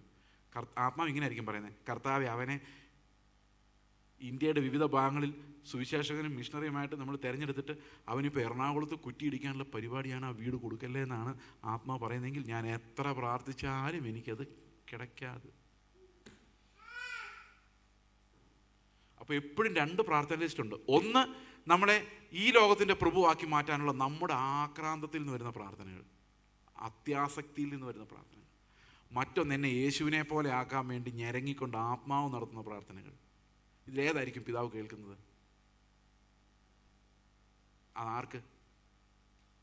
ആർക്ക്? ദൈവത്തെ സ്നേഹിക്കുന്നവർക്ക്, നിർണയപ്രകാരം വിളിക്കപ്പെട്ടിരിക്കുന്നവർക്ക് ആത്മാവ് പറയുന്നേ ദൈവം കേൾക്കുള്ളൂ. കാരണം ഇവിടെ പറഞ്ഞിരിക്കുന്നത്, ദൈവത്തെ സ്നേഹിക്കുന്നവർക്ക്, താഴോട്ട് വരുമ്പോൾ, നിർണയപ്രകാരം വിളിക്കപ്പെട്ടിരിക്കുന്നവർക്ക് സകലതും നന്മയ്ക്കായി കൂടി വ്യാപരിക്കുന്നു. അടുത്ത വാക്യം എന്താണെന്നറിയോ? അവൻ തൻ്റെ പുത്രൻ അനേക സഹോദരന്മാരിൽ ആദ്യജാതനാകേണ്ടതിന് അവൻ്റെ സ്വരൂപത്തോട് അനുരൂപരാകുവാൻ നമ്മെ മുൻ നിയമിച്ചിരിക്കുന്നു. അപ്പോൾ അതാ നന്മ. നമ്മളെല്ലാം അവസാനം യേശുവിനെ പോലെ ആകുന്നതാണ് നന്മ. അപ്പോൾ നമ്മൾ എത്ര പ്രാർത്ഥിച്ചാലും ആത്മാവ് പ്രാർത്ഥിക്കുന്നത് മക്കൾക്ക് കിട്ടുള്ളൂ. അപ്പോൾ നിങ്ങൾ പറയായിരിക്കും അയാൾ പ്രാർത്ഥിക്കുന്ന എല്ലാം കിട്ടുന്നുണ്ടല്ലോ. അയാൾ മക്കളായിരിക്കില്ല. അയാൾക്ക് ഈ ലോകത്തിൽ അവകാശം കൊടുത്ത് സെറ്റിലാക്കാനുള്ള ദൈവത്തിൻ്റെ പരിപാടിയായിരിക്കും. കാരണം എബ്രഹാമിൻ്റെ ദാസന്മാരുടെ മക്കൾക്ക് നല്ല ദാനങ്ങളെ കൊടുത്തപ്പോൾ ആർക്കാണ് അവകാശം കൊടുത്തത്? എബ്രഹാം ഇസ്ഹാക്കിനാണ് അവകാശം കൊടുത്തത്. അതുപോലെ നാട്ടുകാരെല്ലാം പ്രാർത്ഥിക്കുമ്പോൾ കർത്താവ് കൊടുക്കുക. ചിലർ ഞാൻ പ്രാർത്ഥിച്ചതെല്ലാം കർത്താവ് തന്നിട്ടുണ്ടെന്ന് പറഞ്ഞു കഴിഞ്ഞാൽ ഓർത്തോണം എന്തോ പ്രശ്നമുണ്ട്, പുള്ളി ഒരുപക്ഷെ മകനായിരിക്കില്ല. അപ്പോൾ വേറൊരാൾ പ്രാർത്ഥിച്ച് വീട് മേടിച്ചുകൊടുത്തോണ്ട് നിങ്ങൾ ഓടരുത്. മക്കൾക്ക് വെച്ചിട്ടുള്ള എന്താ ദൈവത്തിന് മാത്രമേ അറിയത്തുള്ളൂ. എല്ലാം നന്മയ്ക്ക്. അവസാനം നമ്മൾ ക്രിസ്തുവിനെ പോലെ ആകും. നിങ്ങൾക്ക് എന്താ വേണ്ടത്? അത്ര ചോദിക്കുന്നുള്ളൂ. നിങ്ങൾ പതുക്കെ ആലോചിച്ചാൽ മതി. ഓക്കെ, മുൻ നിയമിച്ചവരെ വിളിച്ചു. അപ്പം ദൈവം ആരെ വിളിക്കുന്നത് വെച്ച് കഴിഞ്ഞാൽ ആരെയാണോ ക്രിസ്തുവിന് അനുരൂപരാകാൻ വേണ്ടി ഒരു അപ്പോയിൻമെൻറ്റ് കൊടുത്തിരിക്കുന്നത് അവരെ വിളിച്ചവരെ നീതീകരിച്ചും തേജസ്കരിച്ചും കർത്താവ് അങ്ങ് കൊണ്ടുപോവുക. എങ്ങോട്ടാ? ഈ മുൻ നിയമനത്തിലേക്ക്. മുൻ നിയമനം എന്ന് പറഞ്ഞു കഴിഞ്ഞാൽ എങ്ങോട്ടാണെന്നറിയോ? രക്ഷിക്കപ്പെടുന്ന ഓരോരുത്തരെയും യേശു ക്രിസ്തുവിൻ്റെ തേജസ്സിന് അനുരൂപരായി പിതാവിൻ്റെ സന്നിധിയിൽ നിർത്തുക എന്നുള്ളതാണ് ഈ മുൻ നിയമനം. മുന്നമേയാണ് അപ്പോയിൻമെൻറ്റ്. എന്നിട്ട് പറയുകയാണ്, അതിന് താഴോട്ട് വരുമ്പോൾ പറയാണ്, കർത്താവ് നമ്മളെ കുറ്റവിമുക്തരാക്കിയാൽ പിന്നെ നമ്മളെ കുറ്റം പറയുന്നത് ആര്? ഒരു സാത്താനും നമ്മളെ കുറ്റം പറയാൻ പറ്റില്ല. കാരണം we are free, we are riches. നമ്മൾ നല്ലതായതുകൊണ്ടല്ല, നമ്മുടെ ഉള്ളിൽ ക്രിസ്തു വസിക്കുന്നതുകൊണ്ട്, അവൻ നമ്മുടെ നീതിയായി മാറിയത് കൊണ്ട് നമ്മൾ നീതിമാന്മാരാണ്. അതുകൊണ്ട് ഒരാൾക്ക് നമ്മളെ കുറ്റം പറയാൻ സാധിക്കില്ല. 8-ാം അധ്യായത്തിൻ്റെ അവസാനം വരുമ്പോഴേക്കും പറയാണ്, ഒന്നിനും നമ്മളെ ക്രിസ്തുവിൽ നിന്ന് വേർപിരിക്കാനും വരുവാനുള്ള ലോകത്തിലുള്ളതോ ഈ ലോകത്തിലുള്ളതായ കഷ്ടതയ്ക്കോ മരണത്തിനോ ഒന്നിനും ഇത്രയും വലിയ ഈ ദൈവസ്നേഹത്തിൽ നിന്നും നമ്മളെ വേർപിരിക്കാൻ കഴിയുകയില്ല എന്ന് ഞാൻ ഉറച്ചിരിക്കുന്നു. അതൊരു അഷുറൻസ് ആണ്, ഒരു വിശ്വാസിയുടെ ഉറപ്പ്. എൻ്റെ അപ്പൻ എന്നെ കൈവിടുകയില്ല. ഈ ലോകത്തിലെ അപ്പനെ പോലല്ല, സ്വർഗത്തിലെ അപ്പൻ. അവനവൻ്റെ മക്കളെ ഉപേക്ഷിക്കുന്ന അപ്പനല്ല, നന്നാക്കിയെടുക്കുന്ന അപ്പനാണ്. വിശ്വാസമുണ്ടോ? ഈ വിശ്വാസം ഉണ്ടെങ്കിൽ നിങ്ങൾക്ക് ധൈര്യമായിട്ട് കർത്താവിൻ്റെ മുഖത്തേക്ക് നോക്കാൻ പറ്റുള്ളൂ. അപ്പാ, ഞാനിങ്ങനെ നശിച്ചു പോവുകയില്ല, പാപത്തിൽ നശിക്കില്ല. ഞാൻ ഒരു ദിവസം ക്രിസ്തുവിനെ പോലെ തേജസ്സോടെ നിന്റെ മുമ്പിൽ നിൽക്കും. നീ എന്നെ അങ്ങനെ നിർത്തും. യൂദായുടെ ലേഖനം അവസാനത്തെ വാക്യം ഇങ്ങനെയാണ്. അപ്പോസ്തലിക ഉപദേശങ്ങൾ അവസാനിക്കുന്ന അവിടെയാണ്. അവിടെ പറയുന്നത്, വീഴാതെ വണ്ണം നമ്മെ സൂക്ഷിച്ച് തൻ്റെ മഹിമാ സന്നിധിയിൽ ആനന്ദത്തോടെ നിർത്തുവാൻ കഴിയുന്നവന് സകല മഹത്വവും. അപ്പോൾ അവനാണ് നമ്മളെ നിർത്തുന്നത്. നിർത്തിക്കോളും, നിർത്തും. വിശ്വാസമുണ്ടോ? നമ്മളെല്ലാം സ്വർഗത്തിൽ കാണുമോ? സ്വർഗത്തിൽ കാണുമെന്ന് ഉറപ്പുള്ള ഒരു കർത്താവിനെ കരങ്ങൾ ഉയർത്തി സ്തോത്രം ചെയ്തു. എൻ്റെ കർത്താവേ, നിങ്ങൾ വേറെ വല്ലോ പറഞ്ഞായിരുന്നെങ്കിൽ എന്ത് ശബ്ദമായിരുന്നേന്. സ്വർഗത്തിൽ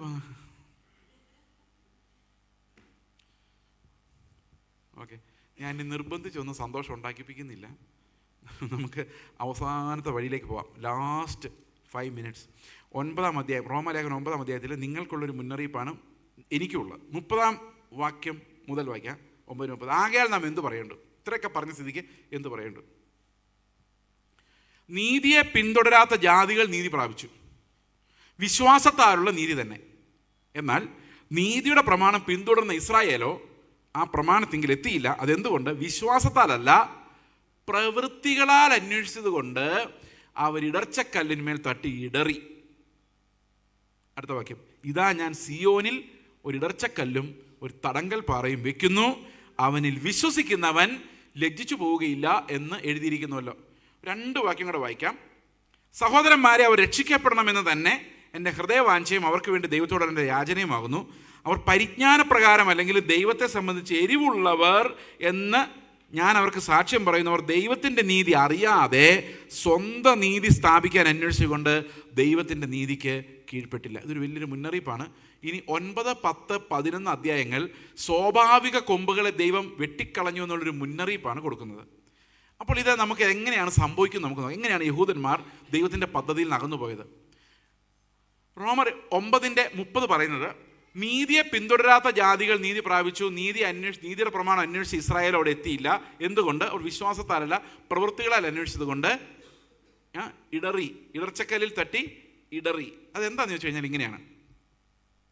ഒരു നിമിഷം ചിന്തിച്ച് നോക്കി. ഞാനൊരു യഹൂദനും നിങ്ങളുടെ പാസ്റ്റർ ഒരു യവനനുമാണെന്ന് വിചാരിച്ചോ, കുറച്ച് നേരത്തേക്ക്. ഓക്കെ, അപ്പോൾ യഹൂദനായ ഞാൻ നീതി അന്വേഷിക്കുക.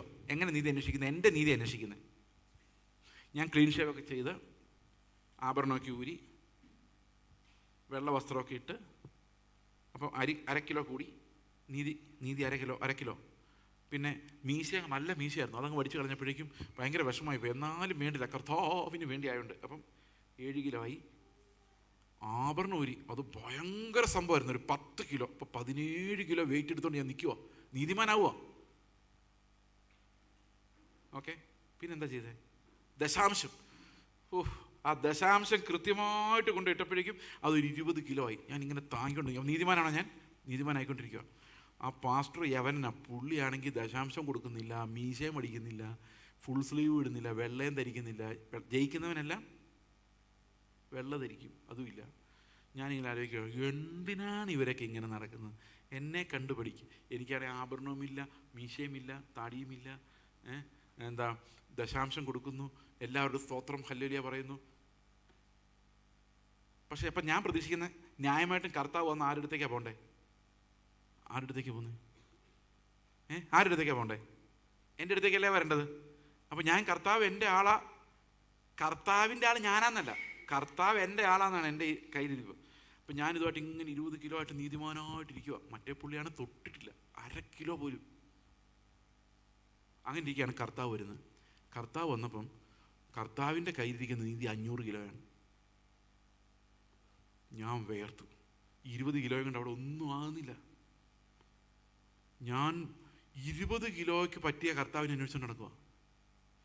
പക്ഷെ കർത്താവ് വന്നപ്പോഴാണ് മനസ്സിലായത്, ഞാൻ ചുമക്കുന്നതുകൊണ്ടൊന്നും തീരുന്ന കാര്യമല്ല. അത് കണ്ട യവനൻ എന്ത് ചെയ്യുന്നു? ഒറ്റ നിലവിളിയായിരുന്നു, പാപിയായ എന്നോട് കരുണയുണ്ടാകണമേ. അപ്പോൾ കർത്താവ് പറഞ്ഞു, ഓക്കെ ഫൈൻ, നീ രക്ഷിക്കപ്പെട്ടു. കാരണം എന്താ? ഈ 500 കിലോ എടുക്കാൻ പറ്റിയ ഒരാളേ ഉള്ളത് കർത്താവ്. അവർ പ്രവൃത്തി അന്വേഷിച്ചില്ല, വിശ്വാസത്തെ അന്വേഷിച്ചു. എനിക്കൊരു പകരക്കാരനുണ്ട്, അവൻ എൻ്റെ ഇതെടുത്തോളും, ആത്മാവിൽ എനിക്കത് പറ്റും. വിശ്വസിച്ചു, ക്രിസ്തു അതിൽ വസിക്കുന്നു വിശ്വസിച്ചു, അവൻ രക്ഷപ്പെട്ടു. അയാൾ രക്ഷപ്പെട്ടു. ഞാൻ 25 കിലോ തൂക്കി ഇങ്ങനെ നിൽക്കുക, ഇടർച്ചക്കല്ലിൽ തട്ടി ഇടറി. ഇതെങ്ങനെയാണെന്ന് വെച്ച് കഴിഞ്ഞാൽ, പിള്ളേരിങ്ങനെ പോകുമ്പം ഒരു ചെറിയ കല്ല് തട്ടി, ഭയങ്കര രസമല്ലേ, ഷൂസ് ഇട്ടുണ്ട്, അടുത്തൊരു കല്ലിലൂടെ തട്ടി പറന്നുപോയി. ഇങ്ങനെ പോയി കുറേ ദൂരം കഴിഞ്ഞപ്പോൾ ഒരു കുഞ്ഞു കല്ലിരിക്കുമായിരുന്നു, ഒരൊറ്റ തട്ട് തട്ടി. പക്ഷെ അതൊരു വലിയ പാറയുടെ അറ്റായിരുന്നു. ആ മൂക്കും കുത്തി താഴോട്ട് വീണു. ഇതിനാണ് ഇടർച്ചക്കല്ലെന്ന് പറയുന്നത്. മീശ പഠിക്കാൻ വലിയ പ്രയാസമില്ലായിരുന്നു, ആശുപത്രി പോകാതിരിക്കാനും വലിയ പ്രയാസമില്ലായിരുന്നു. പക്ഷേ ക്രിസ്തു പറഞ്ഞ സ്നേഹത്തിൻ്റെ അടുത്തേക്ക് വന്ന വീണ് അതൊരു ഇടർച്ചക്കല്ലായിപ്പോയി. അത് തൊട്ടവനെല്ലാം വീണുപോയി. അങ്ങനെ ഇസ്രായേൽ മക്കൾ മുഴുവൻ എന്ത് ചെയ്യുന്നറിയോ? ദൈവത്തിൻ്റെ നീതി അറിയാതെ സ്വന്തം നീതി സ്ഥാപിച്ചു. നിങ്ങളിനി എരിവുള്ള ഈ പാസ്റ്റർമാരൊക്കെ വരുമ്പോൾ ഒന്ന് ശ്രദ്ധിക്കണം, അവർ എരിയുന്ന ഭാഗം ഒന്നും കർത്താവ് പറഞ്ഞ നീതി ആയിരിക്കില്ല, സ്വന്തം നീതി ആയിരിക്കും. ഇന്നേ അവർ ആരെങ്കിലും എരിഞ്ഞ് കണ്ടിട്ടുണ്ടോ? നിന്റെ സ്വത്തെല്ലാം വിറ്റ് ദരിദ്രർ കൊടുക്കാത്ത ഒരുത്തനും കർത്തൃമേശ എടുക്കരുത്. കേട്ടിട്ടുണ്ടോ? കേൾക്കുമെന്ന് പ്രതീക്ഷിക്കുന്നുണ്ടോ? ഉണ്ടോ? നിന്റെ കണ്ണിടർച്ച വരുത്തിയിട്ടുണ്ടെങ്കിൽ അത് ചൂഴ്ന്നെടുത്ത് എറിഞ്ഞ് കളയാത്ത ഒരു മനുഷ്യൻ പറഞ്ഞിട്ടുണ്ടോ? നിങ്ങൾ പാസ്റ്റർ ചോദിക്കും, നിങ്ങളുടെ കാര്യം എങ്ങനെയാണെന്ന് ചോദിക്കുമ്പോൾ പാസ്റ്റർ പുറകിലത്തെ വഴി കൂടെ ഇറങ്ങിപ്പോണ്ടി വരും. അതുകൊണ്ട് അവരെന്ത് ചെയ്തെന്ന് വെച്ച് കഴിഞ്ഞാൽ കുറച്ച് താഴെയുള്ള നീതിക്ക് സെറ്റിലായി, അവിടെ എരിഞ്ഞു. ചിലർ എരിയുന്ന എന്നറിയോ? വിശ്വാസി വന്ന ശേഷം ഇന്നേ വരെ വൈബ്രേഷനിലേക്ക് ഞാനൊരു എഫക്റ്റും ഇല്ല, ഇന്നേ വരെ ഞാനൊരു ആശുപത്രിയിൽ പോയിട്ടില്ല. പക്ഷെ പിള്ളേരെ ഡോക്ടറാക്കിയിട്ടുണ്ട്. ഞാൻ ആശുപത്രിയിൽ പോയില്ല. ബാക്കിയുള്ളവരെല്ലാം ഈ TPM എന്ന് പറഞ്ഞൊരു സംഘടനയുണ്ട്, അതൊരു വലിയ കൾട്ടാണ്. അതിനകത്ത് ആശുപത്രി പോകുന്ന പാവമാണ്, പക്ഷെ ഡോക്ടർമാർ ഇഷ്ടം പോലെ ഉണ്ട്. അത് കുഴപ്പമില്ല, മറ്റുള്ളവരെ നമുക്ക് പാപം ചെയ്യിപ്പിക്കുന്നതുകൊണ്ട് കുഴപ്പമില്ല. ഇവരിതിനകത്ത് അങ്ങ് രസിക്കുവാണ്. ഈ ന്യായപ്രമാണം അതിനകത്ത് ഭയങ്കര എരിവാണ്. നിങ്ങൾ അവരോട് തർക്കിച്ചവർ സമ്മതിക്കില്ല, നിങ്ങൾക്കൊന്നും വിശ്വാസം അറിയത്തില്ലെന്ന് അവർ പറയുള്ളൂ. അതെന്തുകൊണ്ട്? എരിഞ്ഞു എന്ന് കണ്ടാൽ ഉടൻ ചിന്തിച്ചോണം ബൈബിളിൽ അതുണ്ടാവില്ലെന്ന്. പുതിയ നിയമത്തിൽ പറഞ്ഞിട്ടുള്ള ഒരു നീതിക്ക് വേണ്ടിയും ആരും എരിയാൻ പോകുന്നില്ല. ക്രിസ്തുവിൻ്റെ നീതിക്ക് വേണ്ടി എരിയാൻ കപ്പാസിറ്റിയുള്ള ഒരുത്തനും ഇല്ല. എല്ലാം തകർന്ന് നുറുങ്ങി അവൻ്റെ മുമ്പിൽ കിടക്കുള്ളൂ.